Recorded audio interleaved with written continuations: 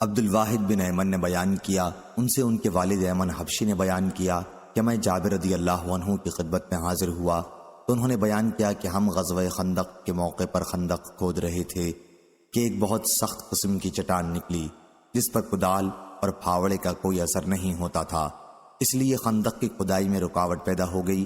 صحابہ رضی اللہ عنہم رسول اللہ صلی اللہ علیہ وسلم کی خدمت میں حاضر ہوئے اور آپ سے عرض کی کہ خندق میں ایک چٹان ظاہر ہو گئی ہے۔ حضور صلی اللہ علیہ وسلم نے فرمایا کہ میں اندر اترتا ہوں۔ چنانچہ آپ کھڑے ہوئے۔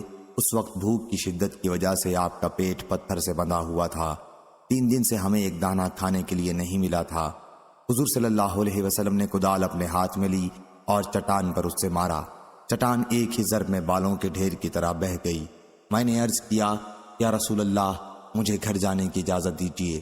گھر آ کر میں نے اپنی بیوی سے کہا کہ آج میں نے حضور صلی اللہ علیہ وسلم کو فاقوں کی وجہ سے اس حالت میں دیکھا کہ صبر نہ ہو سکا، کیا تمہارے پاس کھانے کی کوئی چیز ہے؟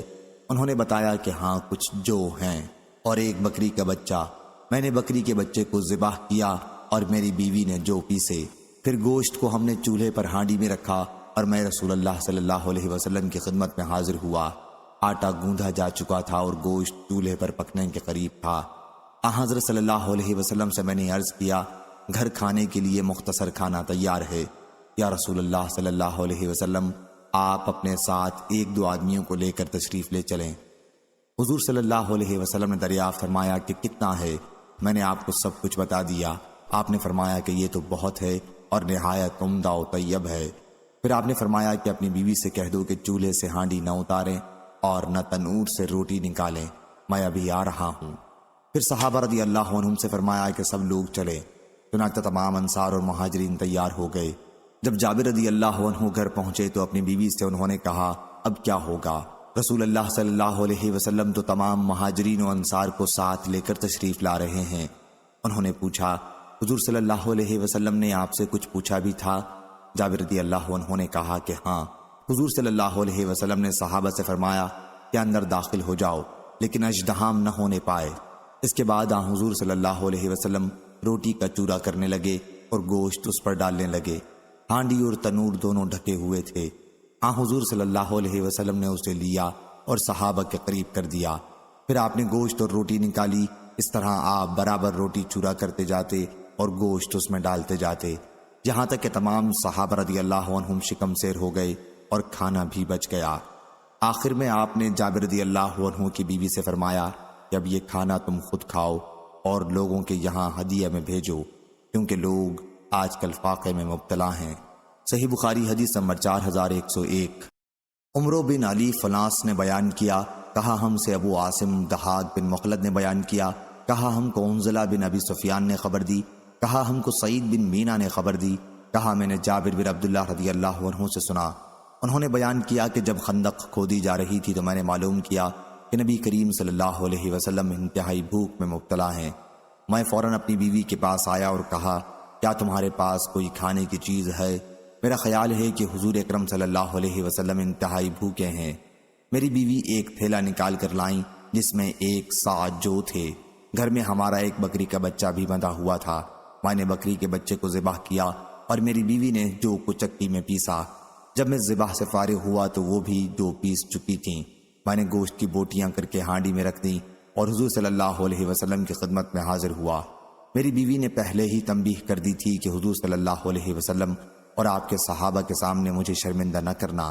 چنانچہ میں نے حضور اکرم صلی اللہ علیہ وسلم کی خدمت میں حاضر ہو کر آپ کے کان میں یہ عرض کیا کہ یا رسول اللہ، ہم نے ایک چھوٹا سا بچہ ذبح کر لیا اور 1 صاع جو پیس لیے ہیں جو ہمارے پاس تھے، اس لیے آپ 2 صحابہ کو لے کر تشریف لے چلیں۔ حضور اکرم صلی اللہ علیہ وسلم نے بہت بلند آواز سے فرمایا، اے اہل خندق، جابر رضی اللہ عنہ نے تمہارے لیے کھانا تیار کروایا ہے، بس اب سارا کام چھوڑ دو اور جلدی چلے چلو۔ اس کے بعد حضور صلی اللہ علیہ وسلم نے فرمایا کہ جب تک میں نہ آ جاؤں ہانڈی چولہے پر سے نہ اتارنا اور نہ آٹے کی روٹی پکانی شروع کرنا۔ میں اپنے گھر آیا، ادھر حضور اکرم صلی اللہ علیہ وسلم بھی صحابہ کو ساتھ لے کر روانہ ہوئے۔ میں اپنی بیوی کے پاس آیا تو وہ مجھے برا بھلا کہنے لگی۔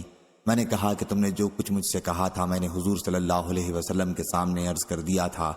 آخر میری بیوی نے گندھا ہوا آٹا نکالا اور حضور صلی اللہ علیہ وسلم نے اس میں اپنے لعاب دہن کی آمیزش کر دی اور برکت کی دعا کی۔ ہانڈی میں بھی آپ نے لعاب کی آمیزش کی اور برکت کی دعا کی۔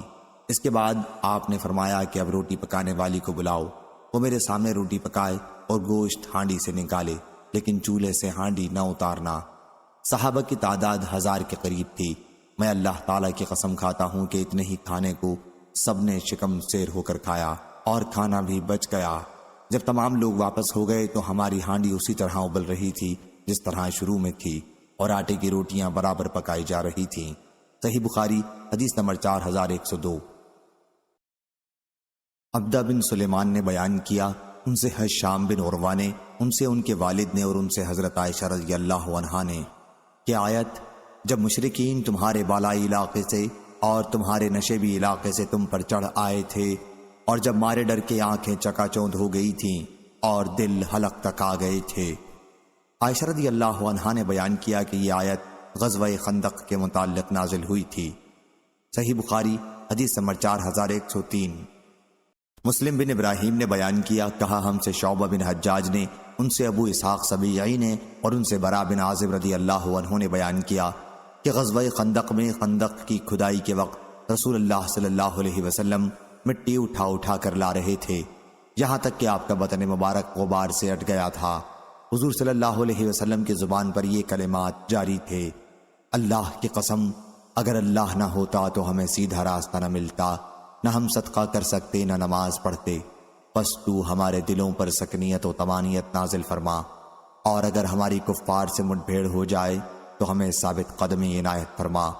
جو لوگ ہمارے خلاف چڑھ آئے ہیں، جب یہ کوئی فتنہ چاہتے ہیں تو ہم ان کی نہیں مانتے، ابینا ابینا، ہم ان کی نہیں مانتے، ہم ان کی نہیں مانتے، پر آپ کی آواز بلند ہو جاتی۔ صحیح بخاری حدیث نمبر 4104۔ یحییٰ بن سعید قطان نے بیان کیا، ان سے شعبہ نے بیان کیا، کہا مجھ سے حکم بن عتبہ نے بیان کیا، ان سے مجاہد نے، اور ان سے ابن عباس رضی اللہ عنہ نے کہ نبی کریم صلی اللہ علیہ وسلم نے فرمایا، پروا ہوا کے ذریعے میری مدد کی گئی اور قوم عاد پچھوا ہوا سے ہلاک کر دی گئی تھی۔ صحیح بخاری حدیث نمبر 4105۔ شریح بن مسلمہ نے بیان کیا، کہا کہ مجھ سے ابراہیم بن یوسف نے بیان کیا، کہا کہ مجھ سے میرے والد یوسف نے بیان کیا، ان سے ابو اسحاق سبیعی نے کہ میں نے برا بن عازب رضی اللہ عنہ سے سنا، وہ بیان کرتے تھے کہ غزوہ احزاب کے موقع پر رسول اللہ صلی اللہ علیہ وسلم کو میں نے دیکھا کہ خندق کھودتے ہوئے اس کے اندر سے آپ بھی مٹی اٹھا اٹھا کر لا رہے ہیں، آپ کے بدن مبارک کی کھال مٹی سے اٹ گئی تھی، آپ کے سینے سے پیٹ تک گھنے بالوں کی ایک لکیر تھی۔ میں نے خود سنا کہ حضور صلی اللہ علیہ وسلم ابن رواحہ رضی اللہ عنہ کے رجزی اشعار مٹی اٹھاتے ہوئے پڑھ رہے تھے، اے اللہ اگر تو نہ ہوتا تو ہمیں سیدھا راستہ نہ ملتا، نہ ہم صدقہ کرتے نہ نماز پڑھتے، بس ہم پر تو اپنی طرف سے سکنیت نازل فرما، اور اگر ہمارا آمنا سامنا ہو جائے تو ہمیں ثابت قدمی عطا فرما۔ یہ لوگ ہمارے اوپر ظلم سے چڑھائے ہیں، جب یہ ہم سے کوئی فتنہ چاہتے ہیں تو ہم ان کی نہیں سنتے۔ راوی نے بیان کیا کہ حضور صلی اللہ علیہ وسلم آخری کلمات کو کھینچ کر پڑھتے تھے۔ صحیح بخاری حدیث نمبر 4106۔ عبد الصمد بن عبد الوارث نے بیان کیا، ان سے عبد الرحمن بن عبداللہ بن دینار نے، ان سے ان کے والد نے، اور ان سے عبداللہ بن عمر رضی اللہ عنہ نے بیان کیا کہ سب سے پہلا غزوہ جس میں نے شرکت کی وہ غزوہ خندق ہے۔ صحیح بخاری حدیث نمبر 4107۔ حشام نے خبر دی، انہیں معمر بن راشد نے، انہیں زہری نے، انہیں سالم بن عبداللہ نے، اور ان سے ابن عمر رضی اللہ عنہ نے بیان کیا، اور معمر بن راشد نے بیان کیا کہ مجھے عبداللہ بن طاؤس نے خبر دی، ان سے اکرمہ بن خالد نے، اور ان سے ابن عمر رضی اللہ عنہ نے بیان کیا کہ میں حفصہ رضی اللہ عنہا کے یہاں گیا تو ان کے سر کے بالوں سے پانی کے قطرات ٹپک رہے تھے۔ میں نے ان سے کہا کہ تم دیکھتی ہو لوگوں نے کیا کیا، اور مجھے تو کچھ بھی حکومت نہیں ملی۔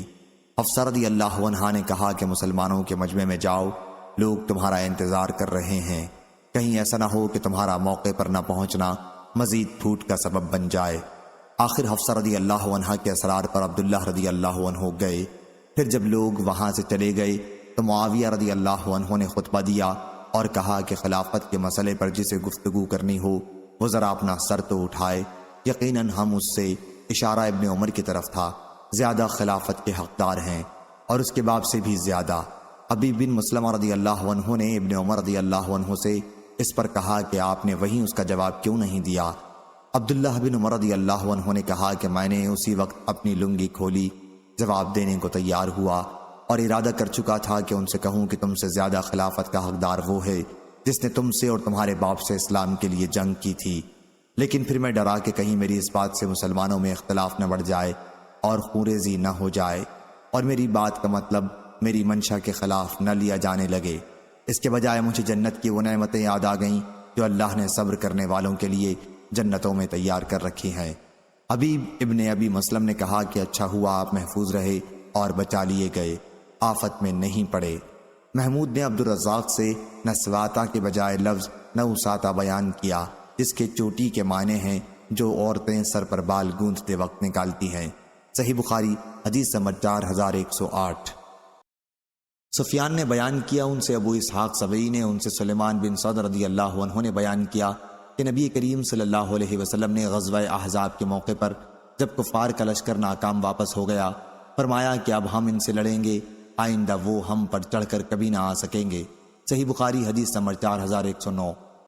یحییٰ بن آدم نے بیان کیا، کہا ہم سے اسرائیل بن یونس نے بیان کیا، انہوں نے ابو اسحاق سے سنا، انہوں نے بیان کیا کہ میں نے سلیمان بن سعد رضی اللہ عنہ سے سنا، انہوں نے بیان کیا کہ میں نے نبی کریم صلی اللہ علیہ وسلم سے سنا، جب عرب کے قبائل جو غزوہ خندق کے موقع پر مدینہ چڑھ کر آئے تھے ناکام واپس ہو گئے تو حضور صلی اللہ علیہ وسلم نے فرمایا کہ اب ہم ان سے جنگ کریں گے، وہ ہم پر چڑھ کر نہ آ سکیں گے بلکہ ہم ہی ان پر فوج کشی کیا کریں گے۔ صحیح بخاری حدیث نمبر 4110۔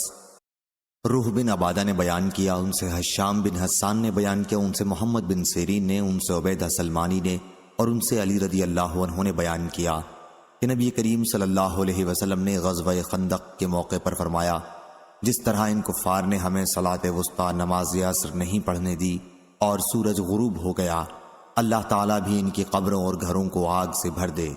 صحیح بخاری حدیث نمبر 4111۔ حشام بن حسان نے بیان کیا، ان سے یحییٰ بن ابی کثیر نے، ان سے ابو سلمہ بن عبد الرحمن نے اور ان سے جابر رضی اللہ عنہ نے کہ حضرت عمر بن خطاب رضی اللہ عنہ غزوہ خندق کے موقع پر سورج غروب ہونے کے بعد لڑ کر واپس ہوئے، وہ کفار قریش کو برا بھلا کہہ رہے تھے۔ انہوں نے عرض کیا، یا رسول اللہ، سورج غروب ہونے کو ہے اور میں عصر کی نماز اب تک نہیں پڑھ سکا۔ اس پر آن حضرت صلی اللہ علیہ وسلم نے فرمایا، اللہ کی قسم نماز تو میں بھی نہ پڑھ سکا۔ آخر ہم رسول اللہ صلی اللہ علیہ وسلم کے ساتھ وادی بطحان میں اترے، حضور صلی اللہ علیہ وسلم نے نماز کے لیے وضو کیا، ہم نے بھی وضو کیا، پھر عصر کی نماز سورج غروب ہونے کے بعد پڑھی اور اس کے بعد مغرب کی نماز پڑھی۔ صحیح بخاری حدیث نمبر 4112۔ سفیان سوری نے خبر دی، ان سے محمد بن منقدر نے بیان کیا اور انہوں نے جابر رضی اللہ عنہ سے سنا، وہ بیان کرتے تھے کہ غزوہ احزاب کے موقع پر نبی کریم صلی اللہ علیہ وسلم نے فرمایا، کفار کے لشکر کی خبریں کون لائے گا؟ زبیر رضی اللہ عنہ نے عرض کیا کہ میں تیار ہوں۔ پھر حضور صلی اللہ علیہ وسلم نے پوچھا، کفار کے لشکر کی خبریں کون لائے گا؟ اس مرتبہ بھی زبیر رضی اللہ عنہ نے کہا کہ میں۔ پھر حضور صلی اللہ علیہ وسلم نے تیسری مرتبہ کہا تو انہوں نے اس مرتبہ بھی اپنے آپ کو پیش کیا۔ اس پر حضور صلی اللہ علیہ وسلم نے فرمایا کہ ہر نبی کے حواری ہوتے ہیں اور میرے حواری زبیر رضی اللہ عنہ ہیں۔ صحیح بخاری حدیث نمبر 4113۔ لیث نے بیان کیا، ان سے سعید بن ابی سعید نے، ان سے ان کے والد نے اور ان سے ابو ہریرہ رضی اللہ عنہ نے کہ نبی کریم صلی اللہ علیہ وسلم فرمایا کرتے تھے، اللہ کے سوا کوئی معبود نہیں، وہ اکیلا ہے جس نے اپنے لشکر کو فتح دی، اپنے بندے کی مدد کی یعنی حضور اکرم صلی اللہ علیہ وسلم کی، اور احزاب یعنی افواج کفار کو تنہا بھگا دیا، بس اس کے بعد کوئی چیز اس کے مد مقابل نہیں ہو سکتی۔ صحیح بخاری حدیث نمبر 4114۔ عبدہ نے خبر دی، ان سے اسماعیل بن ابی خالد نے بیان کیا کہ میں نے عبداللہ بن ابی اوفہ رضی اللہ عنہ سے سنا، انہوں نے بیان کیا کہ نبی کریم صلی اللہ علیہ وسلم نے احزاب افواج کفار کے لیے غزوہ خندق کے موقع پر بد دعا کی کہ اے اللہ، کتاب کے نازل کرنے والے، جلدی حساب لینے والے، کفار کے لشکر کو شکست دے، اے اللہ انہیں شکست دے، یا اللہ ان کی طاقت کو متزلزل کر دے۔ صحیح بخاری حدیث نمبر 4115۔ عبداللہ بن مبارک نے خبر دی، انہوں نے کہا ہم کو موسیٰ بن عقبہ نے خبر دی، انہیں سالم بن عبداللہ بن عمر اور نافع نے، اور ان سے حضرت عبداللہ بن عمر رضی اللہ عنہ نے بیان کیا کہ نبی کریم صلی اللہ علیہ وسلم جب غزوے، حج یا عمرے سے واپس آتے تو سب سے پہلے 3 مرتبہ اللہ اکبر کہتے، پھر یوں فرماتے، اللہ کے سوا کوئی معبود نہیں، بادشاہت اسی کے لیے ہے، حمد اسی کے لیے ہے، اور وہ ہر چیز پر قادر ہے۔ یا اللہ، ہم واپس ہو رہے ہیں توبہ کرتے ہوئے، عبادت کرتے ہوئے، اپنے رب کے حضور میں سجدہ کرتے ہوئے، اور اپنے رب کی حمد بیان کرتے ہوئے۔ اللہ نے اپنا وعدہ سچ کر دکھایا، اپنے بندے کی مدد کی اور کفار کی فوجوں کو اس اکیلے نے شکست دے دی۔ صحیح بخاری حدیث نمبر 4116۔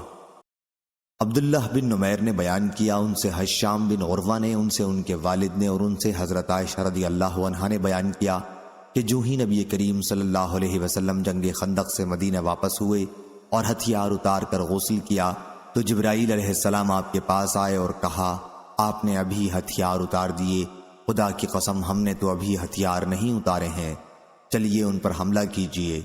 حضور صلی اللہ علیہ وسلم نے دریافت فرمایا کہ کن پر؟ جبریل علیہ السلام نے کہا کہ ان پر، اور انہوں نے یہود کے قبیلہ بنو قریظہ کی طرف اشارہ کیا۔ چنانچہ حضور اکرم صلی اللہ علیہ وسلم نے بنو قریظہ پر چڑھائی کی۔ صحیح بخاری حدیث نمبر 4117۔ جریر بن حازم نے بیان کیا، ان سے حمید بن ہلال نے، اور ان سے انس رضی اللہ عنہ نے بیان کیا کہ جیسے اب بھی وہ گرد و غبار میں دیکھ رہا ہوں جو جبرائیل علیہ السلام کے ساتھ سوار فرشتوں کی وجہ سے قبیلہ بنو غنم کی گلی میں اٹھا تھا جب رسول اللہ صلی اللہ علیہ وسلم بنو قریظہ کے خلاف چڑھ کر گئے تھے۔ صحیح بخاری حدیث نمبر 4118۔ محمد بن عبداللہ بن محمد بن اسما نے بیان کیا، کہا ہم سے جویریہ بن اسما نے بیان کیا، ان سے نافع نے، اور ان سے عبداللہ بن عمر رضی اللہ عنہ نے بیان کیا کہ غزوہ احزاب سے فارغ ہو کر رسول اللہ صلی اللہ علیہ وسلم نے فرمایا کہ تمام مسلمان عصر کی نماز بنو قریظہ تک پہنچنے کے بعد ہی ادا کریں۔ بعض حضرات کی عصر کا نماز کا وقت راستے ہی میں ہو گیا، ان میں سے کچھ صحابہ رضی اللہ عنہم نے تو کہا کہ ہم راستے میں نماز نہیں پڑھیں گے، کیونکہ حضور صلی اللہ علیہ وسلم نے بنو قریظہ میں نماز عصر پڑھنے کے لیے فرمایا ہے، اور بعض صحابہ رضی اللہ عنہم نے کہا کہ حضور صلی اللہ علیہ وسلم کے ارشاد کا منشا یہ نہیں تھا۔ بعد میں حضور صلی اللہ علیہ وسلم کے سامنے اس کا تذکرہ ہوا تو آپ نے کسی پر خفگی نہیں فرمائی۔ صحیح بخاری حدیث نمبر 4119۔ معتمر بن سلیمان نے بیان کیا، دوسری سند امام بخاری رحمہ اللہ فرماتے ہیں، اور مجھ سے خلیفہ بن خیاط نے بیان کیا، کہا ہم سے معتمر بن سلیمان نے بیان کیا کہ میں نے اپنے والد سے سنا، اور ان سے انس رضی اللہ عنہ نے بیان کیا کہ بطور ہدیہ صحابہ رضی اللہ عنہم اپنے باغ میں سے نبی کریم صلی اللہ علیہ وسلم کے لیے چند کھجور کے درخت مقرر کر دیتے تھے، یہاں تک کہ بنو قریظہ اور بنو نذیر کے قبائل فتح ہو گئے تو حضور صلی اللہ علیہ وسلم نے ان ہدایہ کو واپس کر دیا۔ میرے گھر والوں نے بھی مجھے اس کھجور کو تمام کی تمام یا اس کا کچھ حصہ لینے کے لیے حضور صلی اللہ علیہ وسلم کی خدمت میں بھیجا۔ حضور صلی اللہ علیہ وسلم نے وہ کھجور ایمن کو دے دی تھی، اتنے میں وہ بھی آ گئیں اور کپڑا میری گردن میں ڈال کر کہنے لگیں، قطعاً نہیں، اس ذات کی قسم جس کے سوا کوئی معبود نہیں، یہ پھل تمہیں نہیں ملیں گے، یہ حضور صلی اللہ علیہ وسلم مجھے عنایت فرما چکے ہیں، یا اسی طرح کے الفاظ انہوں نے بیان کیے۔ اس پر حضور صلی اللہ علیہ وسلم نے ان سے فرمایا کہ تم مجھ سے اس کے بدلے میں اتنے لے لو اور ان کا مال انہیں واپس کر دو، لیکن وہ اب بھی یہی کہے جا رہی تھیں کہ قطعاً نہیں، خدا کی قسم، یہاں تک کہ حضور نے انہیں، میرا خیال ہے کہ انس نے بیان کیا کہ اس کا 10 گنا دینے کا وعدہ فرمایا، پھر انہوں نے مجھے چھوڑ دیا، یا اسی طرح کے الفاظ انس رضی اللہ عنہ نے بیان کیے۔ صحیح بخاری حدیث نمبر 4120۔ محمد بن بشار نے بیان کیا، کہا ہم سے غندر نے، ان سے شعبہ نے، ان سے سعد بن ابراہیم نے، انہوں نے ابو امامہ سے سنا، انہوں نے کہا کہ میں نے ابو سعید خدری رضی اللہ عنہ سے سنا، انہوں نے بیان کیا کہ بنو قریظہ نے سعد بن معاذ رضی اللہ عنہ کو ثالث مان کر ہتھیار ڈال دیے تو رسول اللہ صلی اللہ علیہ وسلم نے انہیں بلانے کے لیے آدمی بھیجا، وہ گدھے پر سوار ہو کر آئے، جب اس جگہ کے قریب آئے جسے حضور صلی اللہ علیہ وسلم نے نماز پڑھنے کے لیے منتخب کر رکھا تھا تو حضور صلی اللہ علیہ وسلم نے انصار سے فرمایا کہ اپنے سردار کے لینے کے لیے کھڑے ہو جاؤ، یا حضور صلی اللہ علیہ وسلم نے یوں فرمایا اپنے سے بہتر لیڈر کے لیے کھڑے ہو جاؤ۔ اس کے بعد آپ نے ان سے فرمایا کہ بنو قریظہ نے تم کو ثالث مان کر ہتھیار ڈال دیے ہیں۔ چنانچہ سعد رضی اللہ عنہ نے یہ فیصلہ کیا کہ جتنے لوگ ان میں جنگ کے قابل ہیں انہیں قتل کر دیا جائے اور ان کے بچوں اور عورتوں کو قیدی بنا لیا جائے۔ حضور صلی اللہ علیہ وسلم نے اس پر فرمایا کہ تم نے اللہ کے فیصلے کے مطابق فیصلہ کیا، یا یہ فرمایا کہ جیسے بادشاہ یعنی خدا کا حکم تھا۔ صحیح بخاری حدیث نمبر 4121۔ عبداللہ بن نمیر نے بیان کیا، ان سے ہشام بن عروہ نے بیان کیا، ان سے ان کے والد نے اور ان سے عائشہ رضی اللہ عنہا نے بیان کیا کہ غزوہ خندق کے موقع پر سعد رضی اللہ عنہ زخمی ہو گئے تھے۔ قریش کے ایک کافر شخص حبان بن عرقہ نامی نے ان پر تیر چلایا تھا اور وہ ان کے بازو کی رگ میں آ کے لگا تھا۔ نبی کریم صلی اللہ علیہ وسلم نے ان کے لیے مسجد میں ایک ڈیرا لگا دیا تھا تاکہ قریب سے ان کی عیادت کرتے رہیں۔ پھر جب آپ غزوہ خندق سے واپس ہوئے اور ہتھیار رکھ کر غسل کیا تو جبریل علیہ السلام آپ کے پاس آئے۔ وہ اپنے سر سے غبار جھاڑ رہے تھے۔ انہوں نے حضور صلی اللہ علیہ وسلم سے کہا، آپ نے ہتھیار رکھ دیے ہیں، خدا کی قسم ابھی میں نے ہتھیار نہیں اتارے ہیں، آپ کو ان پر فوج کشی کرنی چاہیے، آپ کو ان پر فوج کشی کرنی ہے۔ حضور صلی اللہ علیہ وسلم نے دریافت فرمایا کہ کن پر؟ تو انہوں نے بنو قریظہ کی طرف اشارہ کیا۔ حضرت صلی اللہ علیہ وسلم بنو قریظہ تک پہنچے اور انہوں نے اسلامی لشکر کے 15 دن کے سخت محاصرے کے بعد سعد بن معاذ رضی اللہ عنہ کو ثالث مان کر ہتھیار ڈال دیے۔ حضور صلی اللہ علیہ وسلم نے سعد رضی اللہ عنہ کو فیصلے کا اختیار دیا۔ سعد رضی اللہ عنہ نے کہا کہ میں ان کے بارے میں فیصلہ کرتا ہوں کہ جتنے لوگ ان کے جنگ کرنے کے قابل ہیں وہ قتل کر دیے جائیں، ان کی عورتیں اور بچے قید کر لیے جائیں اور ان کا مال تقسیم کر لیا جائے۔ ہشام نے بیان کیا کہ پھر مجھے میرے والد نے عائشہ رضی اللہ عنہا سے خبر دی کہ سعد رضی اللہ عنہ نے یہ دعا کی تھی، اے اللہ تو خوب جانتا ہے کہ اس سے زیادہ مجھے کوئی چیز عزیز نہیں کہ میں تیرے راستے میں اس قوم سے جہاد کروں جس نے تیرے رسول صلی اللہ علیہ وسلم کو جھٹلایا اور انہیں ان کے وطن سے نکالا، لیکن اب ایسا معلوم ہوتا ہے کہ تو نے ہماری اور ان کی لڑائی اب ختم کر دی ہے، لیکن اگر قریش سے ہماری لڑائی کا کوئی بھی سلسلہ ابھی باقی ہو تو مجھے اس کے لیے زندہ رکھے یہاں تک کہ میں تیرے راستے میں ان سے جہاد کروں، اور اگر لڑائی کے سلسلے کو تو نے ختم ہی کر دیا ہے تو میرے زخموں کو پھر سے ہرا کر دے اور اسی میں میری موت واقع کر دے۔ اس دعا کے بعد سینے پر ان کا زخم پھر سے تازہ ہو گیا۔ مسجد میں قبیلہ بنو غفار کے کچھ صحابہ کا بھی ایک ڈیرا تھا۔ خون ان کی طرف بہ کر آیا تو وہ گھبرائے اور انہوں نے کہا، اے ڈیرے والو، تمہاری طرف سے یہ خون ہماری طرف کیوں بہ کر آ رہا ہے؟ دیکھا تو سعد رضی اللہ عنہ کے زخم سے خون بہ رہا تھا، ان کی وفات اسی میں ہوئی۔ صحیح بخاری حدیث نمبر 4122۔ شعبہ نے خبر دی، کہا کہ مجھے عدی بن ثابت نے خبر دی، انہوں نے براء بن عازب رضی اللہ عنہ سے سنا، انہوں نے بیان کیا کہ نبی کریم صلی اللہ علیہ وسلم نے حسان بن ثابت رضی اللہ عنہ سے فرمایا کہ مشرکین کی حجب کر، یا حضور صلی اللہ علیہ وسلم نے اس کے بجائے ہا جہم فرمایا، جبریل علیہ السلام تمہارے ساتھ ہیں۔ صحیح بخاری حدیث نمبر 4123۔ اور ابراہیم بن تہمان نے شیبانی سے یہ زیادہ کیا ہے کہ ان سے عدی بن ثابت نے بیان کیا اور ان سے براء بن عازب رضی اللہ عنہ نے بیان کیا کہ رسول اللہ صلی اللہ علیہ وسلم نے غزوہ بنو قریظہ کے موقع پر حسان بن ثابت رضی اللہ عنہ سے فرمایا تھا کہ مشرکین کی حجب کرو، جبریل علیہ السلام تمہاری مدد پر ہیں۔ صحیح بخاری حدیث نمبر 4124۔ عمران قطان نے خبر دی، انہیں یحییٰ بن کثیر نے، انہیں ابو سلمہ نے اور انہیں حضرت جابر بن عبداللہ رضی اللہ عنہ نے کہ نبی کریم صلی اللہ علیہ وسلم نے اپنے اصحاب کے ساتھ نماز خوف 7ویں سال یا 7ویں غزوہ میں پڑھی تھی، یعنی غزوہ ذات الرقاع میں۔ حضرت عبداللہ بن عباس رضی اللہ عنہ نے کہا کہ نبی کریم صلی اللہ علیہ وسلم نے نماز خوف ذو قرب میں پڑھی تھی۔ صحیح بخاری حدیث نمبر 4125۔ اور بکر بن سوادہ نے بیان کیا، ان سے زیاد بن نافع نے بیان کیا، ان سے ابو موسیٰ نے اور ان سے حضرت جابر رضی اللہ عنہ نے بیان کیا کہ نبی کریم صلی اللہ علیہ وسلم نے غزوہ محارب اور بنی ثعلبہ میں اپنے ساتھیوں کو نماز خوف پڑھائی تھی۔ صحیح بخاری حدیث نمبر 4126۔ اور ابن اسحاق نے بیان کیا، انہوں نے وہب بن کیسان سے سنا، انہوں نے حضرت جابر رضی اللہ عنہ سے سنا کہ نبی کریم صلی اللہ علیہ وسلم غزوہ ذات الرقاع کے لیے مقام نخل سے روانہ ہوئے تھے۔ وہاں آپ کا قبیلہ غطفان کی ایک جماعت سے سامنا ہوا، لیکن کوئی جنگ نہیں ہوئی، اور چونکہ مسلمانوں پر کفار کے اچانک حملے کا خطرہ تھا اس لیے حضور صلی اللہ علیہ وسلم نے 2 رکعت نماز خوف پڑھائی۔ اور یزید نے سلمہ بن العقوز رضی اللہ عنہ سے بیان کیا کہ میں نبی کریم صلی اللہ علیہ وسلم کے ساتھ غزوہ ذوالقرد میں شریک تھا۔ صحیح بخاری حدیث نمبر 4127۔ ابو امامہ نے بیان کیا، ان سے برید بن عبداللہ بن ابی بردہ نے، ان سے ابو بردہ نے، اور ان سے ابو موسیٰ اشعری رضی اللہ عنہ نے بیان کیا کہ ہم نبی کریم صلی اللہ علیہ وسلم کے ساتھ ایک غزوے کے لیے نکلے۔ ہم 6 ساتھی تھے اور ہم سب کے لیے صرف ایک اونٹ تھا جس پر باری باری ہم سوار ہوتے تھے۔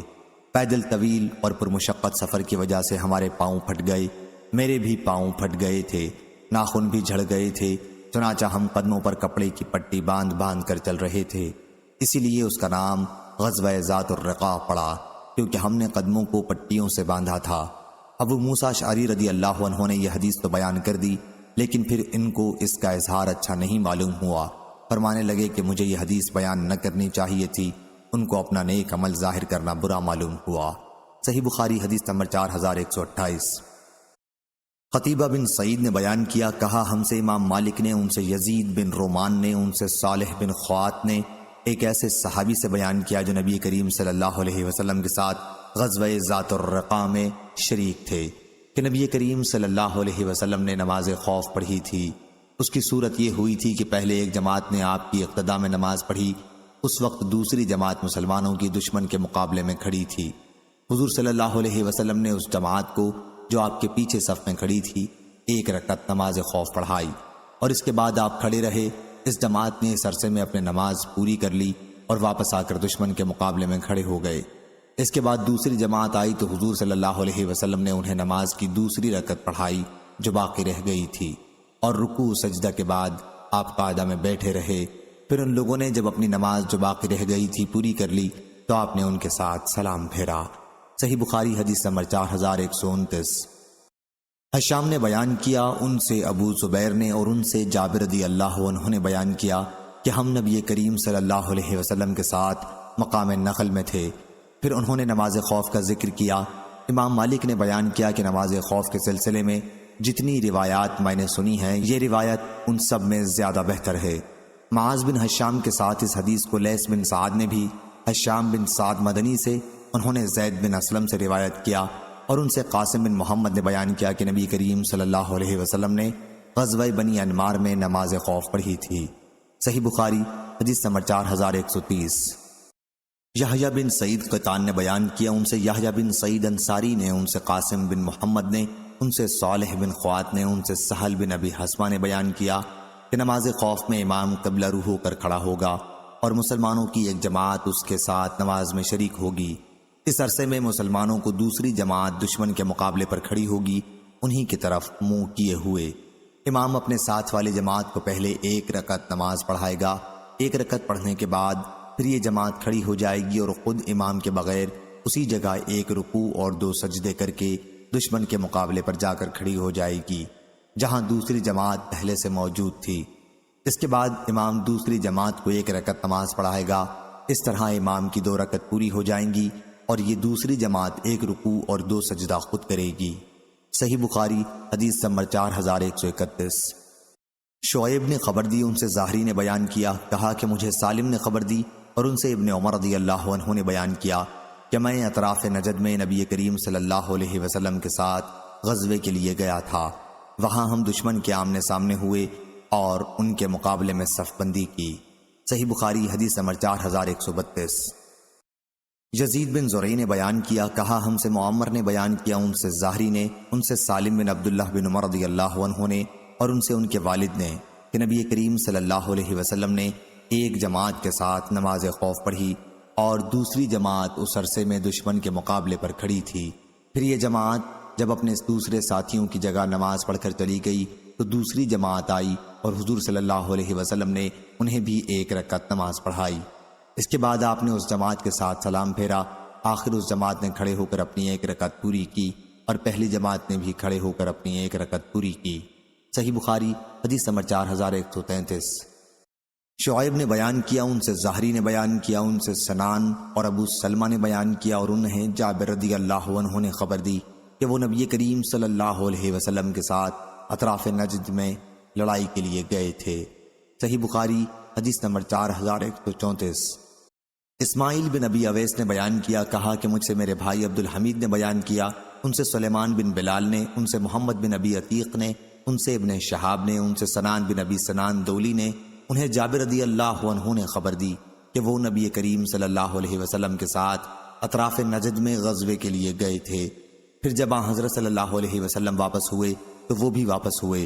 قیلولہ کا وقت ایک وادی میں آیا جہاں ببول کے درخت بہت تھے، چنانچہ حضور اکرم صلی اللہ علیہ وسلم وہیں اتر گئے اور صحابہ رضی اللہ عنہم درختوں کے سائے کے لیے پوری وادی میں پھیل گئے۔ حضور اکرم صلی اللہ علیہ وسلم نے بھی ایک ببول کے درخت کے نیچے قیام فرمایا اور اپنی تلوار اس درخت پر لٹکا دی۔ جابر رضی اللہ عنہ نے بیان کیا کہ ابھی تھوڑی ہی دیر ہمیں سوئے ہوئی تھی کیا حضرت صلی اللہ علیہ وسلم نے ہمیں پکارا۔ ہم جب خدمت میں حاضر ہوئے تو آپ کے پاس ایک بدوی بیٹھا ہوا تھا۔ حضور صلی اللہ علیہ وسلم نے فرمایا کہ اس شخص نے میری تلوار مجھی پر کھینچ لی تھی۔ میں اس وقت سویا ہوا تھا، میری آنکھ کھلی تو میری رنگی تلوار اس کے ہاتھ میں تھی۔ اس نے مجھ سے کہا، تمہیں میرے ہاتھ سے آج کون بچائے گا؟ میں نے کہا کہ اللہ، اب دیکھو یہ بیٹھا ہوا ہے۔ حضور اکرم صلی اللہ علیہ وسلم نے اسے پھر کوئی سزا نہیں دی۔ صحیح بخاری حدیث نمبر 4135۔ اور ابان نے کہا کہ ہم سے یحییٰ بن ابی کثیر نے بیان کیا، ان سے ابو سلمہ نے اور ان سے جابر رضی اللہ عنہ نے بیان کیا کہ ہم نبی کریم صلی اللہ علیہ وسلم کے ساتھ ذات الرقاع میں تھے۔ پھر ہم ایک ایسی جگہ آئے جہاں بہت گھنے سایہ کا درخت تھا۔ وہ درخت ہم نے حضور صلی اللہ علیہ وسلم کے لیے مخصوص کر دیا کہ آپ وہاں آرام فرمائیں۔ بعد میں مشرکین میں سے ایک شخص آیا، حضور صلی اللہ علیہ وسلم کی تلوار درخت سے لٹک رہی تھی۔ اس نے وہ تلوار حضور صلی اللہ علیہ وسلم پر کھینچ لی اور پوچھا، تم مجھ سے ڈرتے ہو؟ حضور صلی اللہ علیہ وسلم نے فرمایا کہ نہیں۔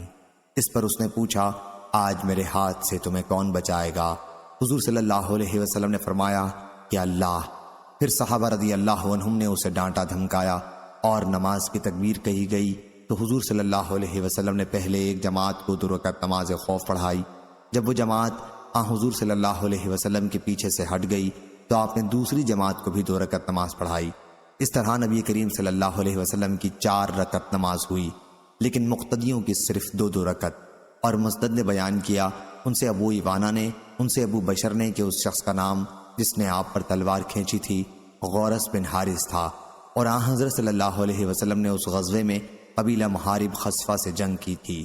صحیح بخاری حدیث نمبر 4136۔ اور ابو زبیر نے جابر رضی اللہ عنہ سے بیان کیا کہ ہم نبی کریم صلی اللہ علیہ وسلم کے ساتھ مقام نخل میں تھے تو آپ نے نماز خوف پڑھائی۔ اور ابو ہریرہ رضی اللہ عنہ نے بیان کیا کہ میں نے نبی کریم صلی اللہ علیہ وسلم کے ساتھ نماز خوف غزوہ نجد میں پڑھی تھی۔ یہ یاد رہے کہ ابو ہریرہ رضی اللہ عنہ حضور اکرم صلی اللہ علیہ وسلم کی خدمت میں سب سے پہلے غزوہ خیبر کے موقع پر حاضر ہوئے تھے۔ صحیح بخاری حدیث نمبر 4137۔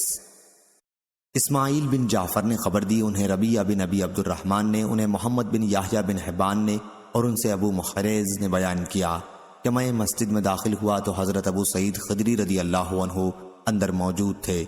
میں ان کے پاس بیٹھ گیا اور عزل کے متعلق ان سے سوال کیا۔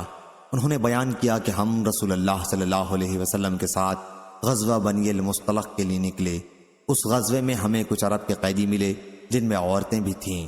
پھر اس سفر میں ہمیں عورتوں کی خواہش ہوئی اور بے عورت رہنا ہم پر مشکل ہو گیا۔ دوسری طرف ہم عزل کرنا چاہتے تھے اس خوف سے کہ بچہ نہ پیدا ہو۔ ہمارا ارادہ یہی تھا کہ عزل کر لیں، لیکن پھر ہم نے سوچا کہ رسول اللہ صلی اللہ علیہ وسلم موجود ہیں، آپ سے پوچھے بغیر عزل کرنا مناسب نہ ہوگا۔ چنانچہ ہم نے آپ سے اس کے متعلق پوچھا تو آپ نے فرمایا کہ اگر تم عزل نہ کرو پھر بھی کوئی حرج نہیں، کیونکہ قیامت تک جو جان پیدا ہونے والی ہے وہ ضرور پیدا ہو کر رہے گی۔ صحیح بخاری حدیث نمبر 4138۔ عبد الرزاق نے بیان کیا، کہا ہم کو معمر نے خبر دی، انہیں زہری نے، انہیں ابو سلمہ نے اور ان سے جابر بن عبداللہ رضی اللہ عنہ نے بیان کیا کہ ہم نبی کریم صلی اللہ علیہ وسلم کے ساتھ نجد کی طرف غزوے کے لیے گئے۔ دوپہر کا وقت ہوا تو آپ ایک جنگل میں پہنچے جہاں ببول کے درخت بہت تھے۔ آپ نے گھنے درخت کے نیچے سایہ کے لیے قیام کیا اور درخت سے اپنی تلوار لٹکا دی۔ صحابہ رضی اللہ عنہم بھی درختوں کے نیچے سایہ حاصل کرنے کے لیے پھیل گئے۔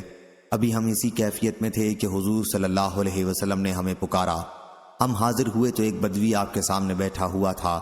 حضور صلی اللہ علیہ وسلم نے فرمایا کہ یہ شخص میرے پاس آیا تو میں سو رہا تھا، اتنے میں اس نے میری تلوار کھینچ لی اور میں بھی بیدار ہو گیا۔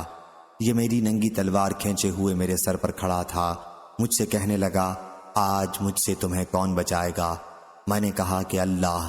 وہ شخص صرف ایک لفظ سے اتنا مرعوب ہوا کہ تلوار کو نیام میں رکھ کر بیٹھ گیا، اور دیکھ لو یہ بیٹھا ہوا ہے۔ حضور صلی اللہ علیہ وسلم نے اسے کوئی سزا نہیں دی۔ صحیح بخاری حدیث نمبر 4139۔ آدم ابن عیاس نے بیان کیا، کہا ہم سے ابن ابی ذئب نے بیان کیا، ان سے عثمان بن عبداللہ بن سراقہ نے بیان کیا، اور ان سے جابر بن عبداللہ انصاری رضی اللہ عنہ نے بیان کیا کہ میں نے نبی کریم صلی اللہ علیہ وسلم کو غزوہ انمار میں دیکھا کہ نفل نماز آپ اپنی سواری پر مشرق کی طرف منہ کیے ہوئے پڑھ رہے تھے۔ صحیح بخاری حدیث نمبر 4140۔ ظاہری نے بیان کیا، کہا کہ مجھ سے خلیفہ ولید بن عبد الملک نے پوچھا کیا تم کو معلوم ہے کہ حضرت علی رضی اللہ عنہ بھی عائشہ رضی اللہ عنہا پر تہمت لگانے والوں میں تھے؟ میں نے کہا نہیں، البتہ تمہاری قوم قریش کے دو آدمیوں ابو سلمہ بن عبد الرحمن اور ابو بکر بن عبد الرحمن بن حارث نے مجھے خبر دی کہ عائشہ رضی اللہ عنہا نے ان سے کہا کہ علی رضی اللہ عنہ ان کے معاملے میں خاموش تھے۔ پھر لوگوں نے حشام بن یوسف یا ظاہری سے دوبارہ پوچھا، انہوں نے یہی کہا، مسلمہ اس میں شک نہ کیا، مسیح اس کا لفظ نہیں کہا اور علیہ کا لفظ زیادہ کیا، یعنی ظاہری نے ولید کو اور کچھ جواب نہیں دیا، اور پرانے نسخے میں مسلمہ کا لفظ تھا۔ صحیح بخاری حدیث نمبر 4142۔ مسروق بن اجدہ نے بیان کیا، کہا کہ مجھ سے ام رومان رضی اللہ عنہا نے بیان کیا، وہ عائشہ رضی اللہ عنہا کی والدہ ہیں۔ انہوں نے بیان کیا کہ میں اور عائشہ رضی اللہ عنہا بیٹھی ہوئی تھی کہ ایک انصاری خاتون آئیں اور کہنے لگیں کہ اللہ فلاں فلاں کو تباہ کرے۔ ام رومان نے پوچھا کہ کیا بات ہے؟ انہوں نے کہا کہ میرا لڑکا بھی ان لوگوں کے ساتھ شریک ہو گیا ہے جنہوں نے اس طرح کی بات کی ہے۔ ام رومان رضی اللہ عنہا نے پوچھا کہ آخر بات کیا ہے؟ اس پر انہوں نے تہمت لگانے والوں کی باتیں نقل کر دیں۔ عائشہ رضی اللہ عنہا نے پوچھا کہ یا رسول اللہ صلی اللہ علیہ وسلم نے یہ باتیں سنی ہیں؟ انہوں نے بیان کیا کہ ہاں۔ انہوں نے پوچھا اور ابو بکر رضی اللہ عنہ نے بھی؟ انہوں نے کہا کہ ہاں انہوں نے بھی۔ یہ سنتے ہی وہ غش کھا کر گر پڑی، اور جب ہوش آیا تو جاڑے کے ساتھ بخار چڑھا ہوا تھا۔ میں نے ان پر ان کے کپڑے ڈال دیے اور اچھی طرح ڈھک دیا۔ اس کے بعد رسول اللہ صلی اللہ علیہ وسلم تشریف لائے اور دریافت فرمایا کہ انہیں کیا ہوا ہے؟ میں نے عرض کیا یا رسول اللہ جاڑے کے ساتھ بخار چڑھ گیا ہے۔ حضور صلی اللہ علیہ وسلم نے فرمایا غالباً اس نے اس طوفان کی بات سن پائی ہے۔ ام رومان رضی اللہ عنہا نے کہا کہ جی ہاں۔ پھر عائشہ رضی اللہ عنہا نے بیٹھ کر کہا کہ خدا کی قسم، اگر میں قسم کھاؤں کہ میں بے گناہ ہوں تو آپ لوگ میری تصدیق نہیں کریں گے، اور اگر کچھ کہوں تب بھی میرا عذر نہیں سنیں گے۔ میری اور آپ لوگوں کی یعقوب علیہ السلام اور ان کے بیٹوں جیسی کہاوت ہے کہ انہوں نے کہا تھا واللہ المستعان علی ما تصفون، یعنی اللہ ان باتوں پر جو تم بناتے ہو مدد کرنے والا ہے۔ ام رومان رضی اللہ عنہا نے کہا حضرت صلی اللہ علیہ وسلم حضرت عائشہ رضی اللہ عنہا کی یہ تقریر سن کر لوٹ گئے، کچھ جواب نہیں دیا۔ چنانچہ اللہ تعالیٰ نے خود ان کی تلافی نازل کی۔ وہ حضرت صلی اللہ علیہ وسلم سے کہنے لگی بس میں اللہ ہی کا شکر ادا کرتی ہوں، نہ تمہارا نہ کسی اور کا۔ صحیح بخاری حدیث نمبر 4143۔ وکی نے بیان کیا، ان سے نافع بن عمر نے، ان سے ابن ابی ملیکہ نے کہ عائشہ رضی اللہ عنہا سورہ نور کی آیت میں قرأت اذ تلقونہ باللسنتکم کرتی تھیں، اور اس کی تفسیر میں فرماتی تھیں اولق جھوٹ کے معنی میں ہے۔ ابن ابی ملیکہ نے بیان کیا حضرت عائشہ رضی اللہ عنہا ان آیتوں کو اوروں سے زیادہ جانتی تھیں کیونکہ وہ خاص انہی کے باب میں اتری تھیں۔ صحیح بخاری حدیث نمبر 4144۔ عبدہ بن سلیمان نے بیان کیا، ان سے حشام نے، ان سے ان کے والد نے بیان کیا کہ میں عائشہ رضی اللہ عنہا کے سامنے حسان بن ثابت رضی اللہ عنہ کو برا کہنے لگا تو انہوں نے کہا کہ انہیں برا نہ کہو، کیونکہ وہ رسول اللہ صلی اللہ علیہ وسلم کی طرف سے کفار کو جواب دیتے تھے۔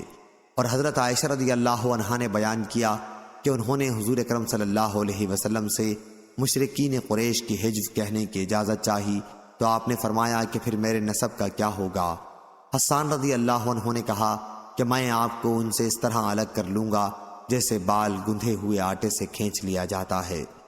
اور محمد بن عقبہ امام بخاری کے شیخ نے بیان کیا، ہم سے عثمان بن فرقد نے بیان کیا، کہا میں نے حشام سے سنا، انہوں نے اپنے والد سے، انہوں نے بیان کیا کہ میں نے حسان بن ثابت رضی اللہ عنہ کو برا بھلا کہا کیونکہ انہوں نے بھی حضرت عائشہ رضی اللہ عنہا پر تہمت لگانے میں بہت حصہ لیا تھا۔ صحیح بخاری حدیث نمبر 4145۔ مسروق نے بیان کیا کہ ہم عائشہ رضی اللہ عنہا کی خدمت میں حاضر ہوئے تو ان کے یہاں حسان بن ثابت رضی اللہ عنہ موجود تھے اور ام المومنین رضی اللہ عنہا کو اپنے اشعار سنا رہے تھے۔ ایک شعر تھا جس کا ترجمہ یہ ہے: وہ سنجیدہ اور پاک دامن ہے جس پر کبھی تہمت نہیں لگائی گئی، وہ ہر صبح بھوکی ہو کر نادان بہنوں کا گوشت نہیں کھاتی۔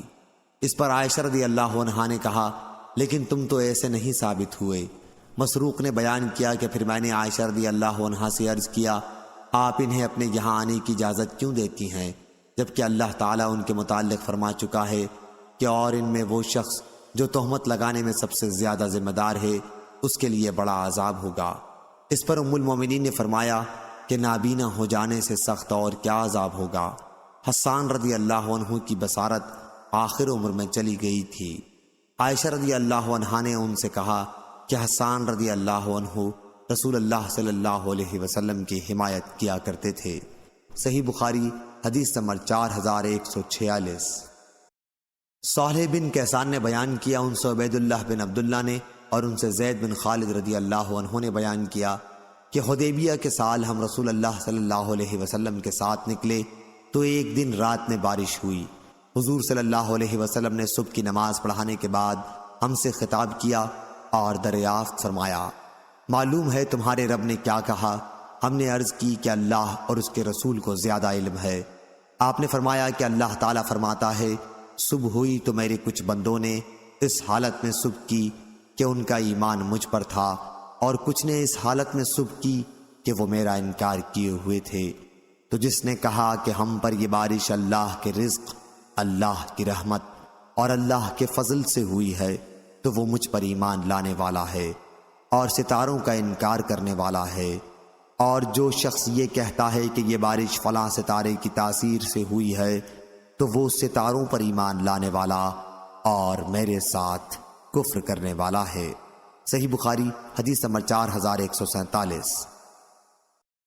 انس بن مالک رضی اللہ عنہ نے خبر دی کہ رسول اللہ صلی اللہ علیہ وسلم نے 4 عمرے کیے اور سوائے اس عمرے کے جو آپ نے حج کے ساتھ کیا تمام عمرے ذی قعدہ کے مہینے میں کیے۔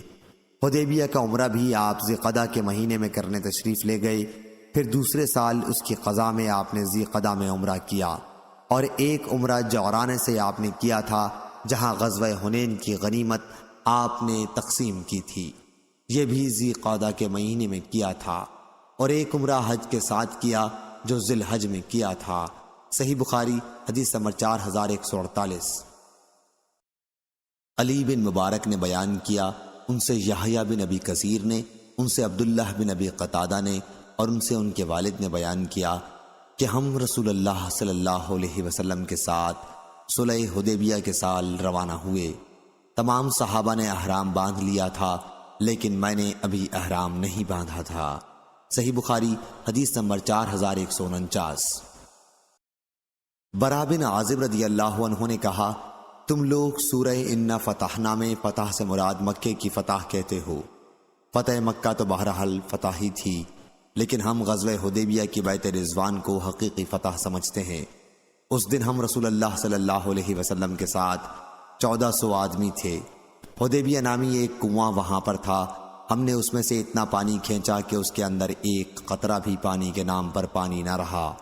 حضور صلی اللہ علیہ وسلم کو جب یہ خبر ہوئی کہ پانی ختم ہو گیا ہے تو آپ کنویں پر تشریف لائے اور اس کے کنارے پر بیٹھ کر کسی ایک برتن میں پانی طلب فرمایا۔ اس سے آپ نے وضو کیا اور مزمزہ کلی کی اور دعا فرمائی، پھر سارا پانی اس کنویں میں ڈال دیا۔ تھوڑی دیر کے لیے ہم نے کنویں کو یوں ہی رہنے دیا اور اس کے بعد جتنا ہم نے چاہا اس میں سے پانی پیا اور اپنی سواریوں کو پلایا۔ صحیح بخاری حدیث نمبر 4150۔ برا بن عازب رضی اللہ عنہ نے خبر دی کہ وہ لوگ غزوہ حدیبیہ کے موقع پر رسول اللہ صلی اللہ علیہ وسلم کے ساتھ 1400 کی تعداد میں تھے یا اس سے بھی زیادہ۔ ایک کنویں پر پڑا ہوا لشکر نے اس کا سارا پانی کھینچ لیا اور نبی کریم صلی اللہ علیہ وسلم کی خدمت میں حاضر ہوئے۔ حضور صلی اللہ علیہ وسلم کنویں کے پاس تشریف لائے اور اس کی منڈیر پر بیٹھ گئے۔ پھر فرمایا کہ ایک ڈول میں اسی کنویں کا پانی لاؤ۔ پانی لایا گیا تو آپ نے اس میں کلی کی اور دعا فرمائی۔ پھر فرمایا کہ کنویں کو یوں ہی تھوڑی دیر کے لیے رہنے دو۔ اس کے بعد سارا لشکر خود بھی سیراب ہوتا رہا اور اپنی سواریوں کو بھی خوب پلاتا رہا، یہاں تک کہ وہاں سے انہوں نے کوچ کیا۔ صحیح بخاری حدیث نمبر 4151۔ جابر رضی اللہ عنہ نے بیان کیا کہ غزوہ حدیبیہ کے موقع پر سارا ہی لشکر پیاسا ہو چکا تھا۔ رسول اللہ صلی اللہ علیہ وسلم کے سامنے ایک چھاگل تھا، اس کے پانی سے آپ نے وضو کیا۔ پھر صحابہ آپ کی خدمت میں حاضر ہوئے تو آپ نے دریافت فرمایا کہ کیا بات ہے؟ صحابہ بولے کہ یا رسول اللہ، ہمارے پاس اب پانی نہیں رہا، نہ وضو کرنے کے لیے اور نہ پینے کے لیے، سوائے اس پانی کے جو آپ کے برتن میں موجود ہے۔ بیان کیا کہ پھر حضور اکرم صلی اللہ علیہ وسلم نے اپنا ہاتھ اس برتن پر رکھا اور پانی آپ کی انگلیوں کے درمیان سے چشمے کی طرح پھوٹ پھوٹ کر ابلنے لگا۔ راوی نے بیان کیا کہ پھر ہم نے پانی پیا بھی اور وضو بھی کیا۔ سالم کہتے ہیں کہ میں نے جابر رضی اللہ عنہ سے پوچھا کہ آپ لوگ کتنی تعداد میں تھے؟ انہوں نے بتلایا کہ اگر ہم 1,00,000 بھی ہوتے تو پانی کافی ہو جاتا، ویسے اس وقت ہماری تعداد 1500 تھی۔ صحیح بخاری حدیث نمبر 4152۔ جابر رضی اللہ عنہ کہا کرتے تھے کہ حدیبیہ کی صلح کے موقع پر صحابہ کی تعداد 1400 تھی۔ اس پر حضرت سعید بن مسیب نے بیان کیا کہ مجھ سے جابر رضی اللہ عنہ نے یہ کہا تھا کہ اس موقع پر 1500 صحابہ موجود تھے، چنانچہ نبی کریم صلی اللہ علیہ وسلم سے حدیبیہ میں بیعت کی تھی۔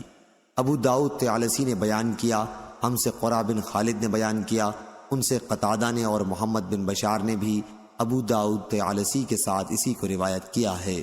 صحیح بخاری حدیث نمبر 4153۔ عمرو بن دینار نے بیان کیا، انہوں نے کہا کہ میں نے جابر بن عبداللہ رضی اللہ عنہ سے سنا، انہوں نے بیان کیا کہ ہم سے رسول اللہ صلی اللہ علیہ وسلم نے غزوہ حدیبیہ کے موقع پر فرمایا تھا کہ تم لوگ تمام زمین والوں میں سب سے بہتر ہو۔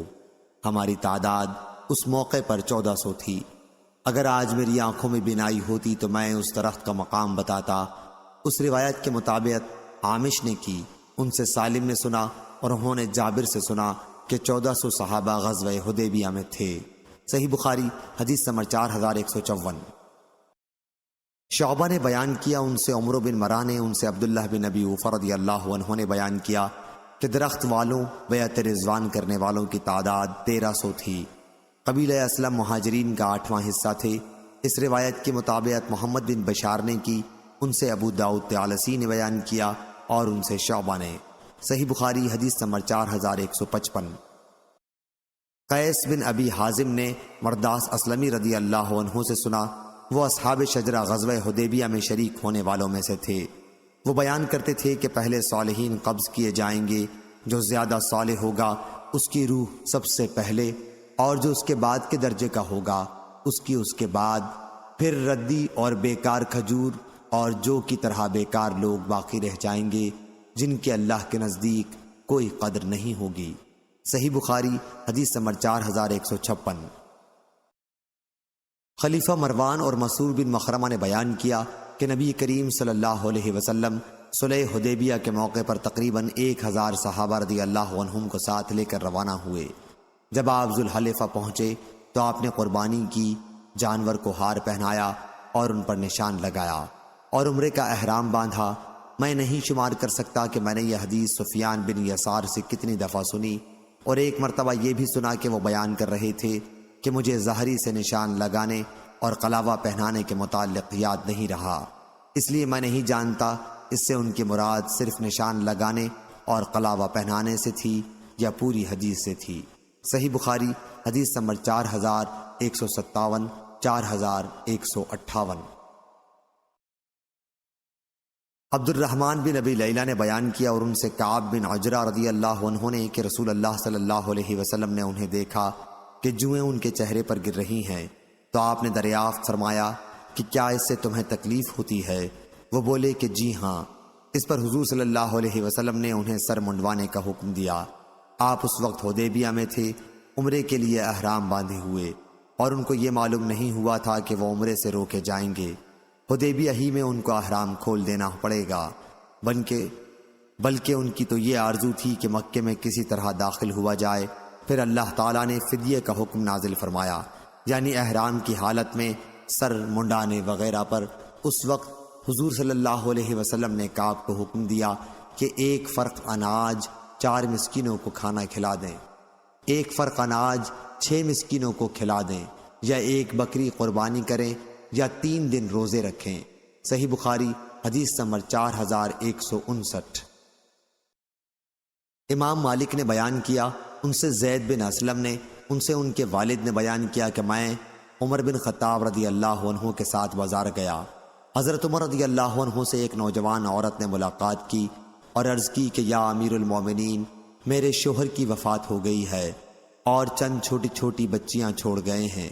خدا کی قسم کہ اب نہ ان کے پاس بکری کے پائے ہیں کہ ان کو پکا لیں، نہ کھیتی ہے، نہ دودھ کے جانور ہیں۔ مجھے ڈر ہے کہ وہ فقر و فاقہ سے ہلاک نہ ہو جائیں۔ میں خفاف بن ایما غفاری رضی اللہ عنہ کی بیٹی ہوں۔ میرے والد حضرت صلی اللہ علیہ وسلم کے ساتھ غزوہ حدیبیہ میں شریک تھے۔ یہ سن کر حضرت عمر رضی اللہ عنہ ان کے پاس تھوڑی دیر کے لیے کھڑے ہو گئے، آگے نہیں بڑھے۔ پھر فرمایا مرحبا، تمہارا خاندانی تعلق تو بہت قریبی ہے۔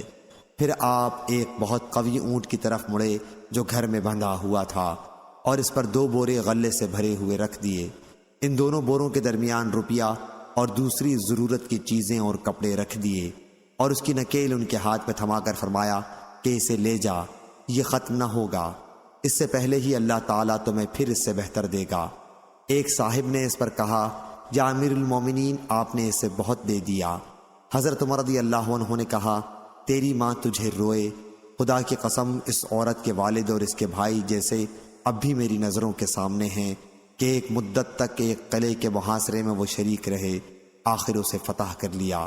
پھر ہم سب کو ان دونوں کا حصہ مال غنیمت سے وصول کر رہے تھے۔ صحیح بخاری حدیث نمبر 4160، 4161۔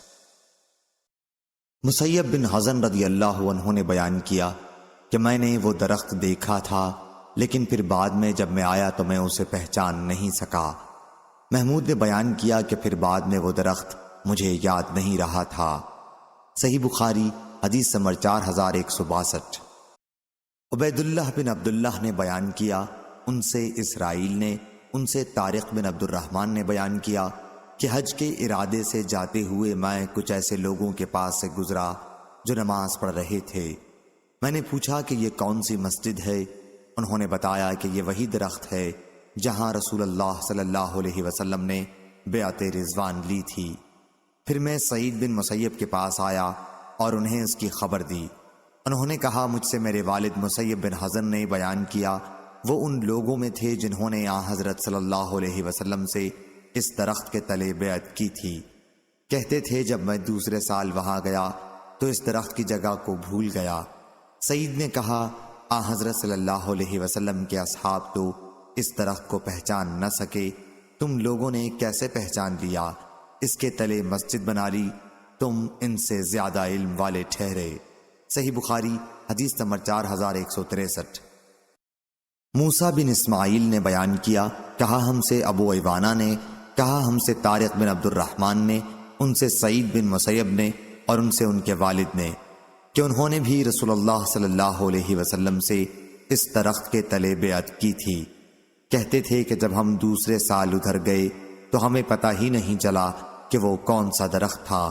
بہرحال بعد میں حضرت عمر رضی اللہ عنہ نے اس درخت کو کٹوا دیا تاکہ وہ پرستش گاہ نہ بن جائے۔ صحیح بخاری حدیث نمبر 4164۔ سفیان ثوری نے بیان کیا، ان سے طارق بن عبد الرحمن نے بیان کیا کہ سعید بن مسیب کی مجلس میں الشجرہ کا ذکر ہوا تو وہ ہنسے اور کہا کہ میرے والد نے مجھے بتایا کہ وہ بھی اس درخت کے تلے بیعت میں شریک تھے۔ صحیح بخاری حدیث نمبر 4165۔ شعبہ نے بیان کیا ان سے عمرو بن مرہ نے، انہوں نے کہا کہ میں نے عبداللہ بن ابی اوفی رضی اللہ عنہ سے سنا، وہ بیعت رضوان میں شریک تھے۔ انہوں نے بیان کیا کہ نبی کریم صلی اللہ علیہ وسلم کی خدمت میں جب کوئی صدقہ لے کر حاضر ہوتا تو آپ دعا کرتے کہ اے اللہ اس پر اپنی رحمت نازل فرما۔ چنانچہ میرے والد بھی اپنا صدقہ لے کر حاضر ہوئے تو حضور صلی اللہ علیہ وسلم نے دعا کی کہ اے اللہ آل ابی اوفی رضی اللہ عنہ پر اپنی رحمت نازل فرما۔ صحیح بخاری حدیث نمبر 4166۔ عباد بن تمیم نے بیان کیا کہ حرہ کی لڑائی میں لوگ عبداللہ بن حنظلہ رضی اللہ عنہ کے ہاتھ پر یزید کے خلاف بیعت کر رہے تھے۔ عبداللہ بن زید نے پوچھا کہ ابن حنظلہ سے کس بات پر بیعت کی جا رہی ہے، تو لوگوں نے بتایا کہ موت پر۔ ابن زید نے کہا کہ رسول کریم صلی اللہ علیہ وسلم کے بعد اب میں کسی سے بھی موت پر بیعت نہیں کروں گا۔ وہ حضور اکرم صلی اللہ علیہ وسلم کے ساتھ غزوہ حدیبیہ میں شریک تھے، جہاں حضرت صلی اللہ علیہ وسلم نے صحابہ رضی اللہ عنہم سے موت پر بیعت دی تھی۔ صحیح بخاری حدیث نمبر 4167۔ ایاس بن سلمہ بن عقو نے بیان کیا، کہا کہ مجھ سے میرے والد نے بیان کیا، وہ اصحاب شجرہ میں سے تھے۔ انہوں نے بیان کیا کہ ہم رسول اللہ صلی اللہ علیہ وسلم کے ساتھ جمعے کی نماز پڑھ کر واپس ہوئے تو دیواروں کا سایہ ابھی اتنا نہیں ہوا تھا کہ ہم اس میں آرام کر سکیں۔ صحیح بخاری حدیث نمبر 4168۔ حاتم بن اسماعیل نے بیان کیا، ان سے یزید بن ابی عبید نے بیان کیا کہ میں نے سلمہ بن عقو رضی اللہ عنہ سے پوچھا کہ صلح حدیبیہ کے موقع پر آپ لوگوں نے رسول اللہ صلی اللہ علیہ وسلم سے کس چیز پر بیعت کی تھی؟ انہوں نے بتلایا کہ موت پر۔ صحیح بخاری حدیث نمبر 4169۔ محمد بن فضیل نے بیان کیا، ان سے علا بن مصعب نے، ان سے ان کے والد نے بیان کیا کہ میں برا بن عازب رضی اللہ عنہ کی خدمت میں حاضر ہوا اور عرض کیا مبارک ہو، آپ کو نبی کریم صلی اللہ علیہ وسلم کی خدمت نصیب ہوئی، اور حضور صلی اللہ علیہ وسلم سے آپ نے شجرہ درخت کے نیچے بیعت کی۔ انہوں نے کہا بیٹے تمہیں معلوم نہیں کہ ہم نے حضور صلی اللہ علیہ وسلم کے بعد کیا کیا کام کیے ہیں۔ صحیح بخاری حدیث نمبر 4170۔ یحییٰ بن صالح نے بیان کیا، کہا ہم سے معاویہ نے بیان کیا، وہ سلام کے بیٹے ہیں، ان سے یحییٰ نے، ان سے ابو قلابہ نے، اور انہیں ثابت بن ضحاک رضی اللہ عنہ نے خبر دی کہ انہوں نے نبی کریم صلی اللہ علیہ وسلم سے درخت کے نیچے بیعت کی تھی۔ صحیح بخاری حدیث نمبر 4171۔ شعبہ نے خبر دی، انہیں قتادہ نے اور انہیں انس بن مالک رضی اللہ عنہ نے کہ آیت بے شک ہم نے تمہیں کھلی ہوئی فتح دی، یہ فتح صلح حدیبیہ تھی۔ صحابہ رضی اللہ عنہم نے عرض کیا حضور صلی اللہ علیہ وسلم کے لیے تو مرحلہ آسان ہے کہ آپ کی تمام اگلی اور پچھلی لغزشیں معاف ہو چکی ہیں، لیکن ہمارا کیا ہوگا؟ اس پر اللہ تعالیٰ نے یہ آیت نازل فرمائی، اس لیے کہ مومن مرد اور مومن عورتیں جنت میں داخل کی جائیں گی جس کے نیچے نہریں جاری ہوں گی۔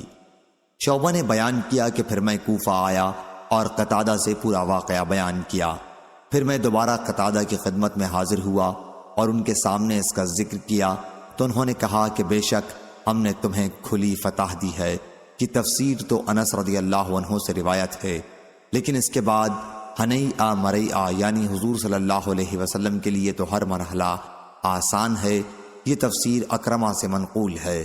صحیح بخاری حدیث نمبر 4172۔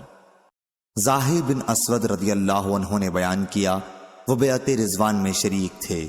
انہوں نے بیان کیا کہ ہانڈی میں گدھے کا گوشت ابال رہا تھا کہ ایک منادی نے رسول اللہ صلی اللہ علیہ وسلم کی طرف سے اعلان کیا، کیا حضرت صلی اللہ علیہ وسلم تمہیں گدھے کے گوشت کے کھانے سے منع فرماتے ہیں؟ صحیح بخاری حدیث نمبر 4173۔ اور مجزات کے اپنے ہی قبیلے کے ایک صحابی کے متعلق جو بیعت رضوان میں شریک تھے اور جن کا نام ابان بن اوس رضی اللہ عنہ تھا، نقل کیا کہ ان کے ایک گھٹنے میں تکلیف تھی، اس لیے جب وہ سجدہ کرتے تو اس گھٹنے کے نیچے کوئی نرم تکیہ رکھ لیتے تھے۔ صحیح بخاری حدیث نمبر 4174۔ سوید بن نعمان رضی اللہ عنہ نے بیان کیا، وہ بیعت رضوان میں شریک تھے کہ گویا اب بھی وہ منظر میری آنکھوں کے سامنے ہے جب رسول اللہ صلی اللہ علیہ وسلم اور آپ کے صحابہ رضی اللہ عنہم کے سامنے ستو لایا گیا جسے ان حضرات نے پیا۔ اس روایت کی مطابقت معاذ نے شعبہ سے کی ہے۔ صحیح بخاری حدیث نمبر 4175۔ ابو جمرہ نے بیان کیا کہ انہوں نے عائد بن عمرو رضی اللہ عنہ سے پوچھا، وہ نبی کریم صلی اللہ علیہ وسلم کے صحابی تھے اور بیعت رضوان میں شریک تھے، کہ کیا وتر کی نماز ایک رکعت اور پڑھ کر توڑی جا سکتی ہے؟ انہوں نے کہا کہ اگر شروع رات میں تو نے وتر پڑھ لیا ہو تو آخر رات میں نہ پڑھو۔ صحیح بخاری حدیث نمبر 4176۔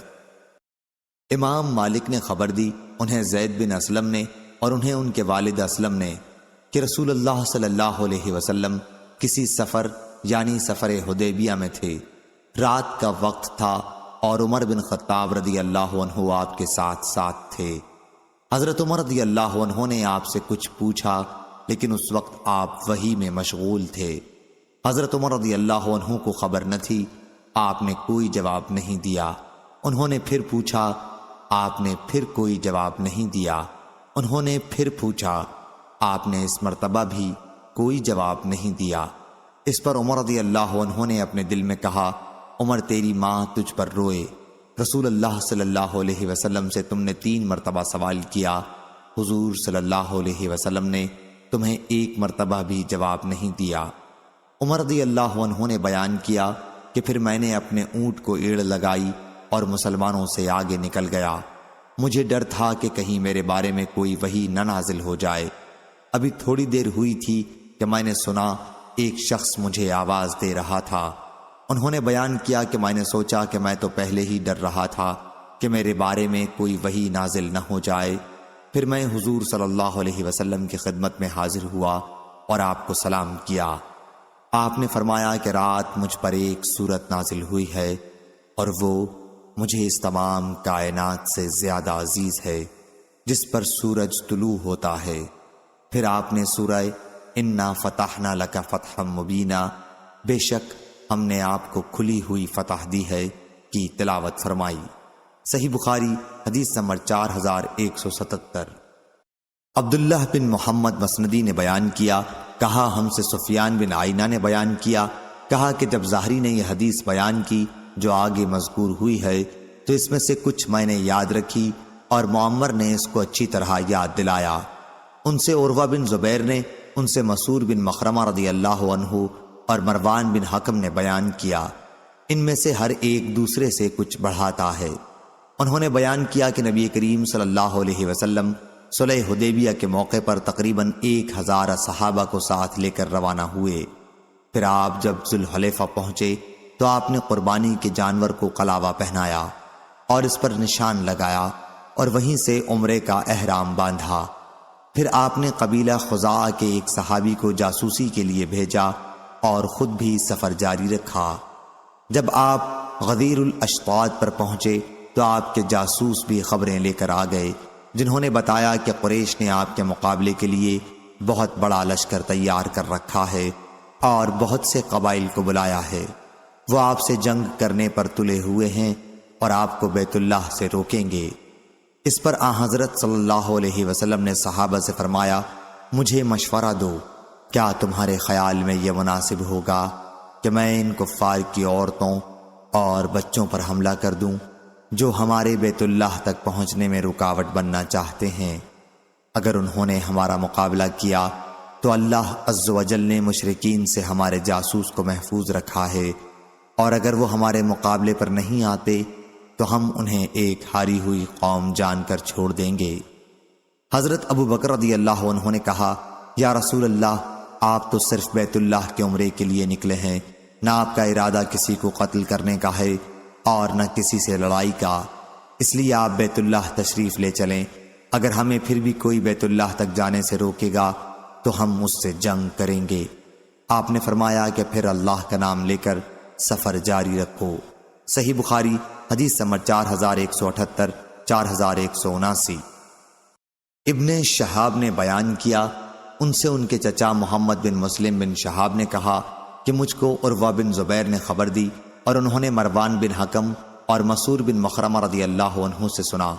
دونوں راویوں نے رسول اللہ صلی اللہ علیہ وسلم سے عمرہ حدیبیہ کے بارے میں بیان کیا، تو عروہ نے مجھے اس میں جو کچھ خبر دی تھی اس میں یہ بھی تھا کہ جب حضور اکرم صلی اللہ علیہ وسلم اور قریش کا نمائندہ سہیل بن عمرو حدیبیہ میں ایک مقررہ مدت تک کے لیے صلح کی دستاویز لکھ رہے تھے، اور اس میں سہیل نے یہ شرط بھی رکھی تھی کہ ہمارا اگر کوئی آدمی آپ کے یہاں پناہ لے، خواہ وہ آپ کے دین پر ہی کیوں نہ ہو جائے، تو آپ کو اسے ہمارے حوالے کرنا ہی ہوگا تاکہ ہم اس کے ساتھ جو چاہیں کریں۔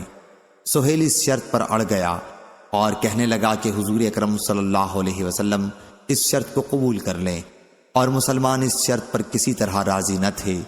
مجبوراً انہوں نے اس پر گفتگو کی، کہا یہ کیوں کر ہو سکتا ہے کہ مسلمان کو کافر کے سپرد کر دیں؟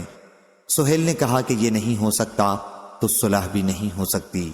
حضرت صلی اللہ علیہ وسلم نے یہ شرط بھی تسلیم کر لی اور ابو جندل بن سہیل رضی اللہ عنہ کو ان کے والد سہیل بن عمرو کے سپرد کر دیا، جو اسی وقت مکے سے فرار ہو کر بیڑی کو گھسیٹتے ہوئے مسلمانوں کے پاس پہنچے تھے۔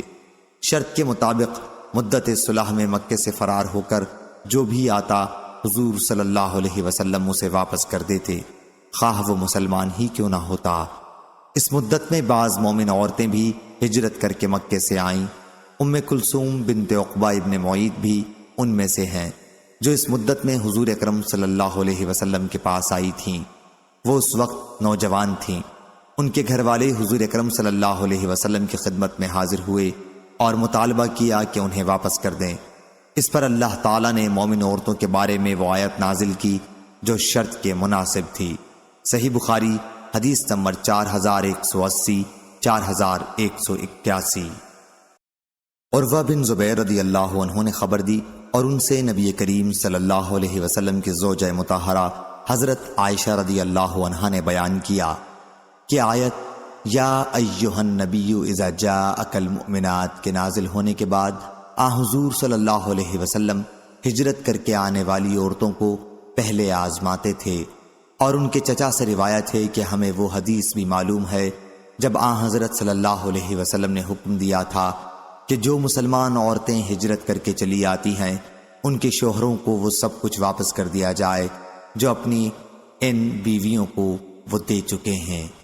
اور ہمیں یہ بھی معلوم ہوا ہے کہ ابو بصیر، پھر انہوں نے تفصیل کے ساتھ حدیث بیان کی۔ صحیح بخاری حدیث نمبر 4182۔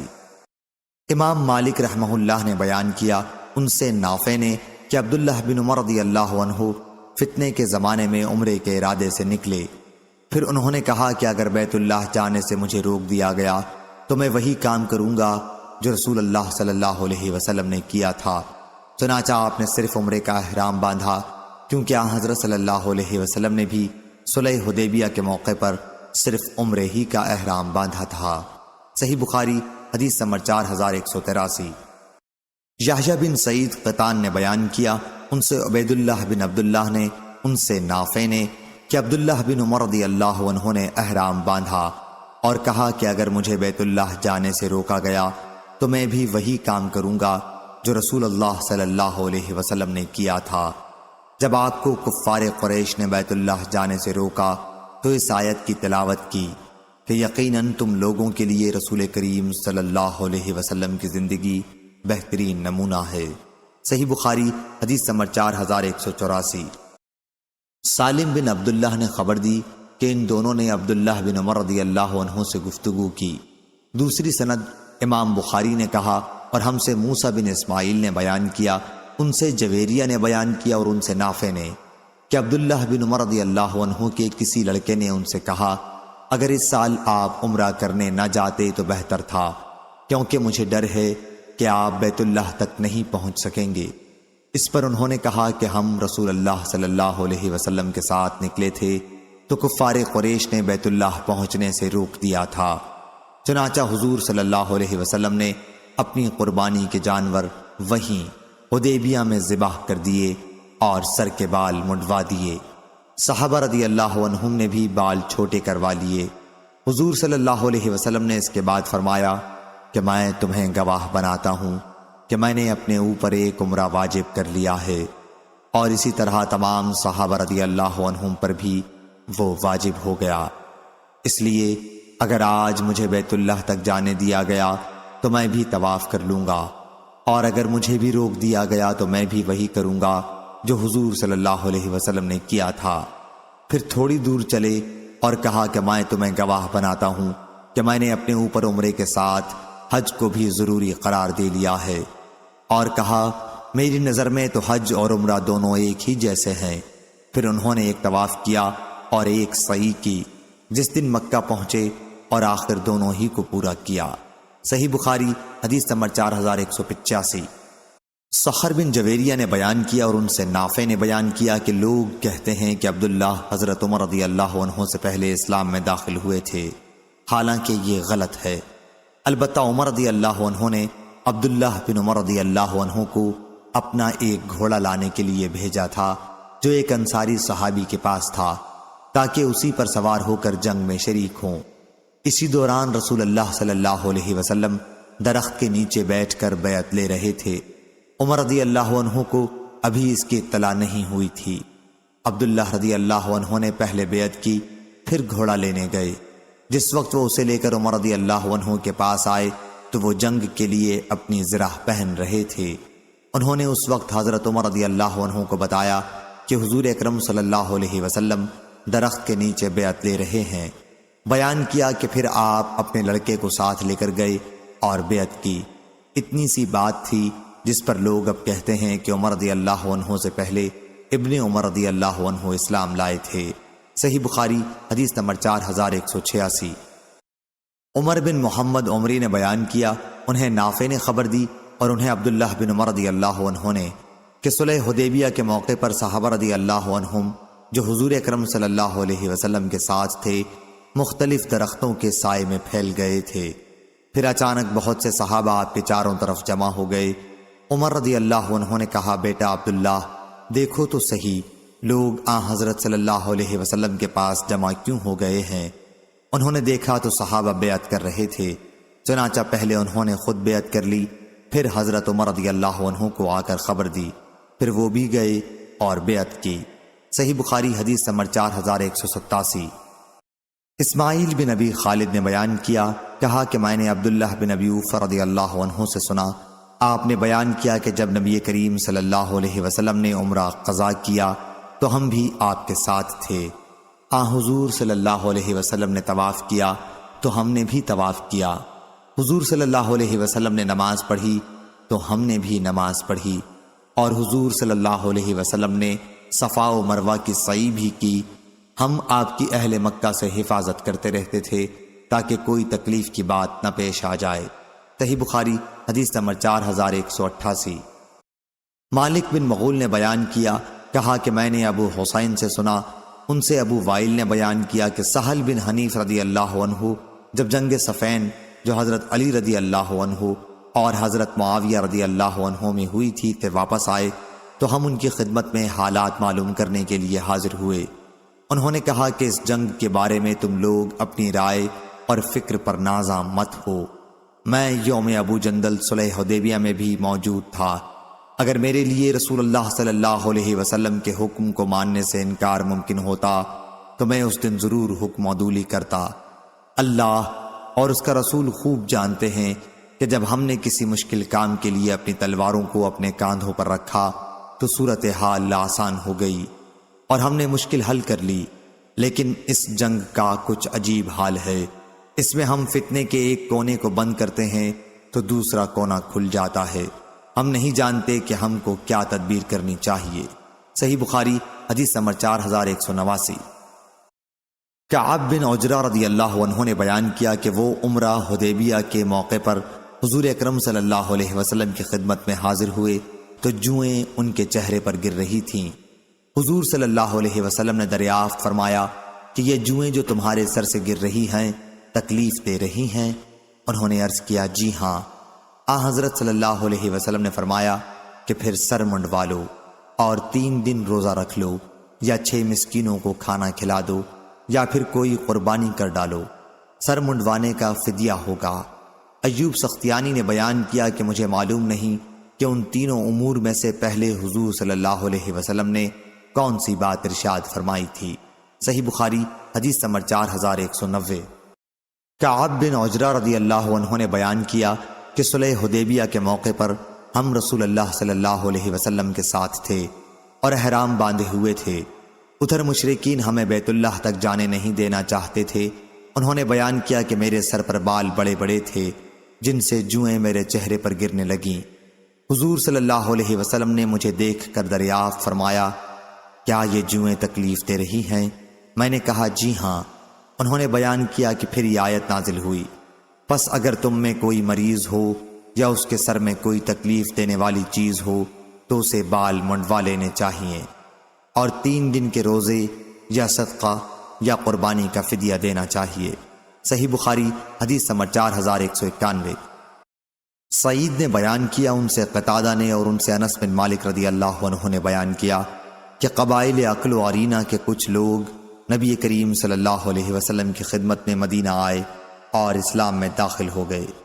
پھر انہوں نے کہا، اے اللہ کے نبی، ہم لوگ مویشی رکھتے تھے، کھیت وغیرہ ہمارے پاس نہیں تھے، اس لیے ہم صرف دودھ پر بسر اوقات کیا کرتے تھے، اور انہیں مدینے کی آب و ہوا ناموافق آئی تو آن حضرت صلی اللہ علیہ وسلم نے کچھ اونٹ اور ایک چرواہا ان کے ساتھ کر دیا اور فرمایا کہ انہی اونٹوں کا دودھ اور پیشاب پیو تو تمہیں صحت حاصل ہو جائے گی۔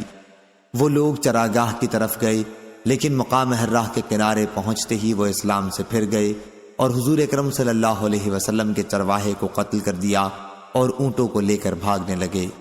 اس کی خبر جب حضور اکرم صلی اللہ علیہ وسلم کو ملی تو آپ نے چند صحابہ کو ان کے پیچھے دوڑایا، وہ پکڑ کر مدینہ لائے گئے تو حضور صلی اللہ علیہ وسلم کے حکم سے ان کی آنکھوں میں گرم سلائیاں پھیر دی گئیں، کیونکہ انہوں نے بھی ایسا ہی کیا تھا، اور انہیں حرا کے کنارے چھوڑ دیا گیا۔ آخر وہ اسی حالت میں مر گئے۔ قتادہ نے بیان کیا کہ ہمیں یہ روایت پہنچی ہے کہ حضور اکرم صلی اللہ علیہ وسلم نے اس کے بعد صحابہ کو صدقے کا حکم دیا اور مسئلہ مقتول کی لاش بگاڑنا یا ایذا دے کر اسے قتل کرنا سے منع فرمایا۔ اور شعبہ، ابان اور حماد نے قتادہ سے بیان کیا کہ یہ لوگ عرینہ قبیلے کے تھے، عقل کا نام نہیں دیا۔ اور یحییٰ بن ابی کثیر اور ایوب نے بیان کیا ان سے ابو قلابہ نے اور ان سے انس رضی اللہ عنہ نے کہ قبیلہ عقل کے کچھ لوگ آئے۔ صحیح بخاری حدیث نمبر 4192۔ حماد بن زید نے بیان کیا، کہا ہم سے ایوب، اور حجاج صواف نے بیان کیا، کہا ہم سے ابو قلابہ کے مولا ابو رجا نے بیان کیا، وہ ابو قلابہ کے ساتھ شام میں تھے کہ خلیفہ عمر بن عبدالعزیز نے ایک دن لوگوں سے مشورہ کیا کہ اس قسامہ کے بارے میں تمہاری کیا رائے ہے؟ لوگوں نے کہا کہ یہ حق ہے، اس کا فیصلہ رسول اللہ صلی اللہ علیہ وسلم اور پھر خلفائے راشدین آپ سے پہلے کرتے رہے ہیں۔ ابو رجا نے بیان کیا کہ اس وقت ابو قلابہ عمر بن عبدالعزیز رحمہ اللہ کے تخت کے پیچھے تھے۔ اتنے میں عنبسہ بن سعید نے کہا کہ پھر قبیلہ عرینہ کے لوگوں کے بارے میں حضرت انس رضی اللہ عنہ کی حدیث کہاں گئی؟ اس پر ابو قلابہ نے کہا کہ انس رضی اللہ عنہ نے خود مجھ سے یہ بیان کیا۔ عبدالعزیز بن صہیب نے اپنی روایت میں انس رضی اللہ عنہ کے حوالے سے صرف عرینہ کا نام لیا، اور ابو قلابہ نے اپنی روایت میں انس رضی اللہ عنہ کے حوالے سے صرف عقل کا نام لیا ہے، پھر یہی قصہ بیان کیا۔ صحیح بخاری حدیث نمبر 4193۔ حاتم بن اسماعیل نے بیان کیا ان سے یزید بن ابی عبید نے بیان کیا، کہا میں نے سلمہ بن الاکوع رضی اللہ عنہ سے سنا، وہ بیان کرتے تھے کہ فجر کی اذان سے پہلے میں مدینے سے باہر غابہ کی طرف نکلا۔ رسول اللہ صلی اللہ علیہ وسلم کی دودھ دینے والی اونٹنیاں ذات القرد میں چرا کرتی تھیں۔ انہوں نے بیان کیا کہ راستے میں مجھے عبد الرحمن بن عوف رضی اللہ عنہ کے غلام ملے اور کہا کہ رسول اللہ صلی اللہ علیہ وسلم کی اونٹنیاں پکڑ لی گئی ہیں۔ میں نے پوچھا کہ کس نے پکڑا ہے؟ انہوں نے بتایا کہ قبیلہ غطفان والوں نے۔ انہوں نے بیان کیا کہ پھر میں نے 3 مرتبہ بڑی زور زور سے پکارا، یا صباحا۔ انہوں نے بیان کیا کہ اپنی آواز میں نے مدینے کے دونوں کناروں تک پہنچا دی، اور اس کے بعد میں سیدھا تیزی کے ساتھ دوڑتا ہوا آگے بڑھا اور آخر انہیں جا لیا۔ اس وقت وہ جانوروں کو پانی پلانے کے لیے اترے تھے۔ میں نے ان پر تیر برسانے شروع کر دیے۔ میں تیر اندازی میں ماہر تھا اور یہ شعر کہتا جاتا تھا، میں ابن الاکو ہوں، آج ذلیلوں کی بربادی کا دن ہے۔ میں یہی رجس پڑھتا رہا اور آخر اونٹنیاں ان سے چھڑا لیں، بلکہ 30 چادریں ان کی میرے قبضے میں آ گئیں۔ سلمہ نے بیان کیا کہ اس کے بعد حضور اکرم صلی اللہ علیہ وسلم بھی صحابہ رضی اللہ عنہم کو ساتھ لے کر آ گئے۔ میں نے عرض کیا، یا رسول اللہ، میں نے تیر مار مار کر ان کو پانی نہیں پینے دیا اور وہ ابھی پیاسے ہیں، آپ فوراً ان کے تعاقب کے لیے فوج بھیج دیجئے۔ حضور صلی اللہ علیہ وسلم نے فرمایا، اے ابن الاکو، جب تو نے کسی پر قابو پا لیا تو پھر نرمی اختیار کیا کر۔ سلمہ رضی اللہ عنہ نے بیان کیا، پھر ہم واپس آ گئے اور حضور اکرم صلی اللہ علیہ وسلم مجھے اپنی اونٹنی پر پیچھے بٹھا کر لائے، یہاں تک کہ ہم مدینہ واپس آ گئے۔ صحیح بخاری حدیث نمبر 4194۔ سوید بن نعمان رضی اللہ عنہ نے خبر دی کہ غزوہ خیبر کے لیے وہ بھی رسول کریم صلی اللہ علیہ وسلم کے ساتھ نکلے تھے۔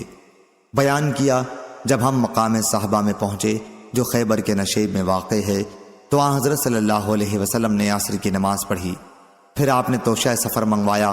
ستو کے سوا اور کوئی چیز آپ کی خدمت میں نہیں لائی گئی۔ وہ ستو آپ کے حکم سے بھگویا گیا اور وہی آپ نے بھی کھایا اور ہم نے بھی کھایا۔ اس کے بعد مغرب کی نماز کے لیے آپ کھڑے ہوئے، چونکہ وضو پہلے سے موجود تھا، اس لیے آن حضرت صلی اللہ علیہ وسلم نے بھی صرف کلی کی اور ہم نے بھی، پھر نماز پڑھی اور اس نماز کے لیے سرے سے وضو نہیں کیا۔ صحیح بخاری حدیث نمبر 4195۔ سلمہ بن اکو رضی اللہ عنہ نے بیان کیا کہ ہم نبی کریم صلی اللہ علیہ وسلم کے ساتھ خیبر کی طرف نکلے۔ رات کے وقت ہمارا سفر جاری تھا کہ ایک صاحب اسید بن حزیر نے عامر سے کہا، عامر اپنے کچھ شعر سناؤ۔ عامر شاعر تھا، اس فرمائش پر وہ سواری سے اتر کر حدیث خوانی کرنے لگے۔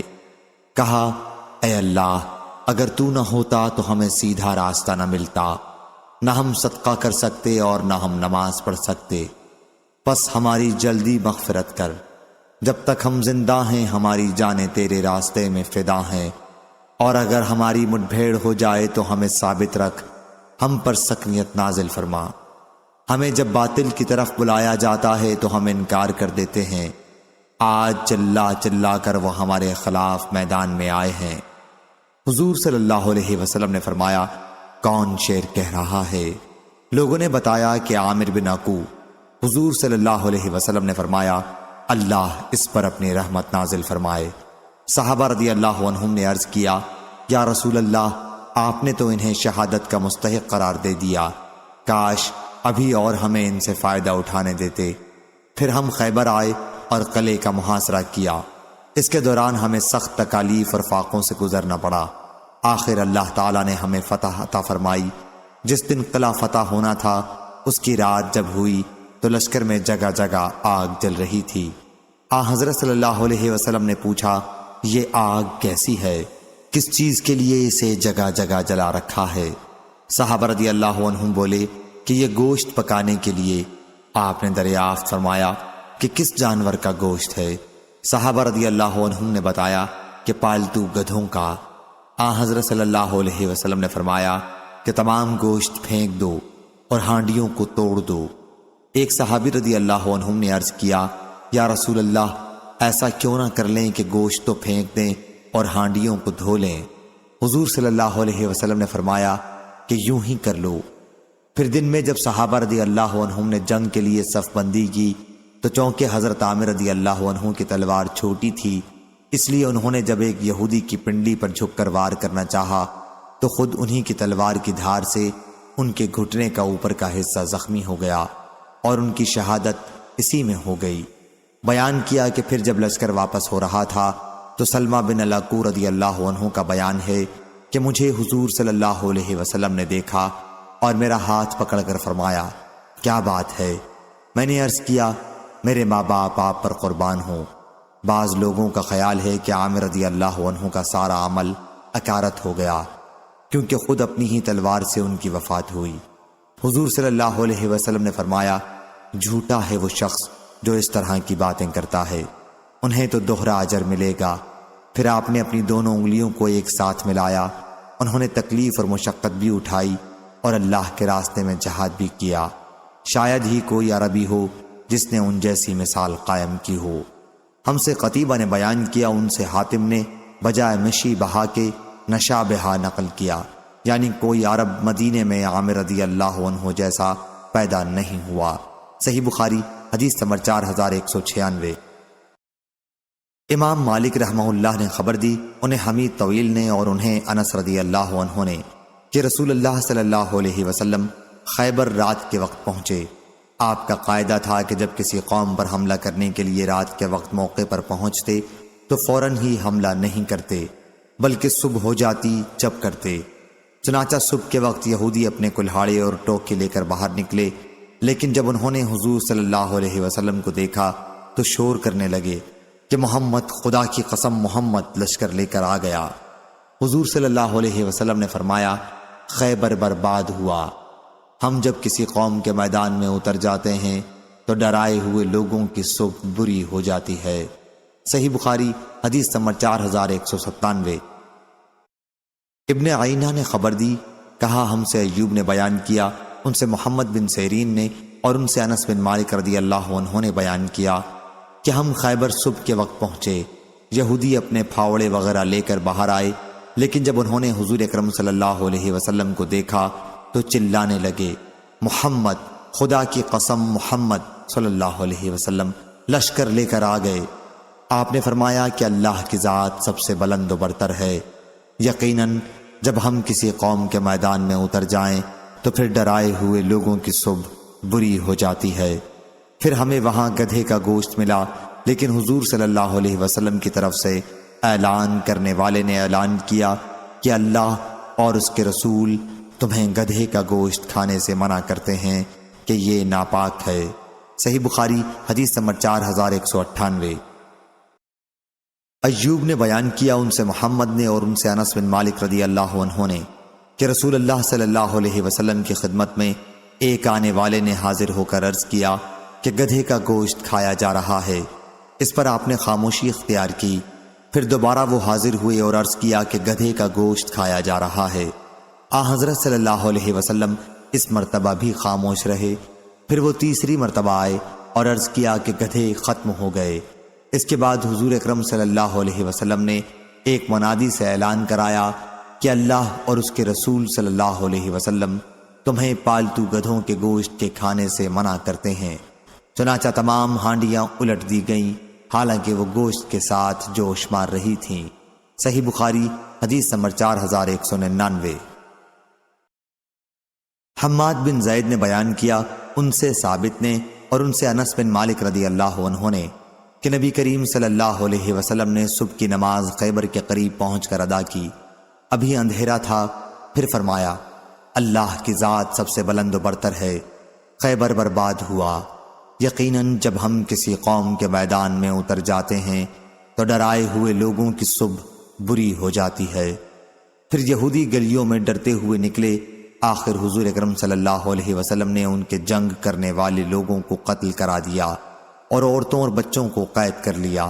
قیدیوں میں ام المومنین حضرت صفیہ رضی اللہ عنہا بھی تھیں، جو واہیہ کلبی رضی اللہ عنہ کے حصے میں آئی تھیں۔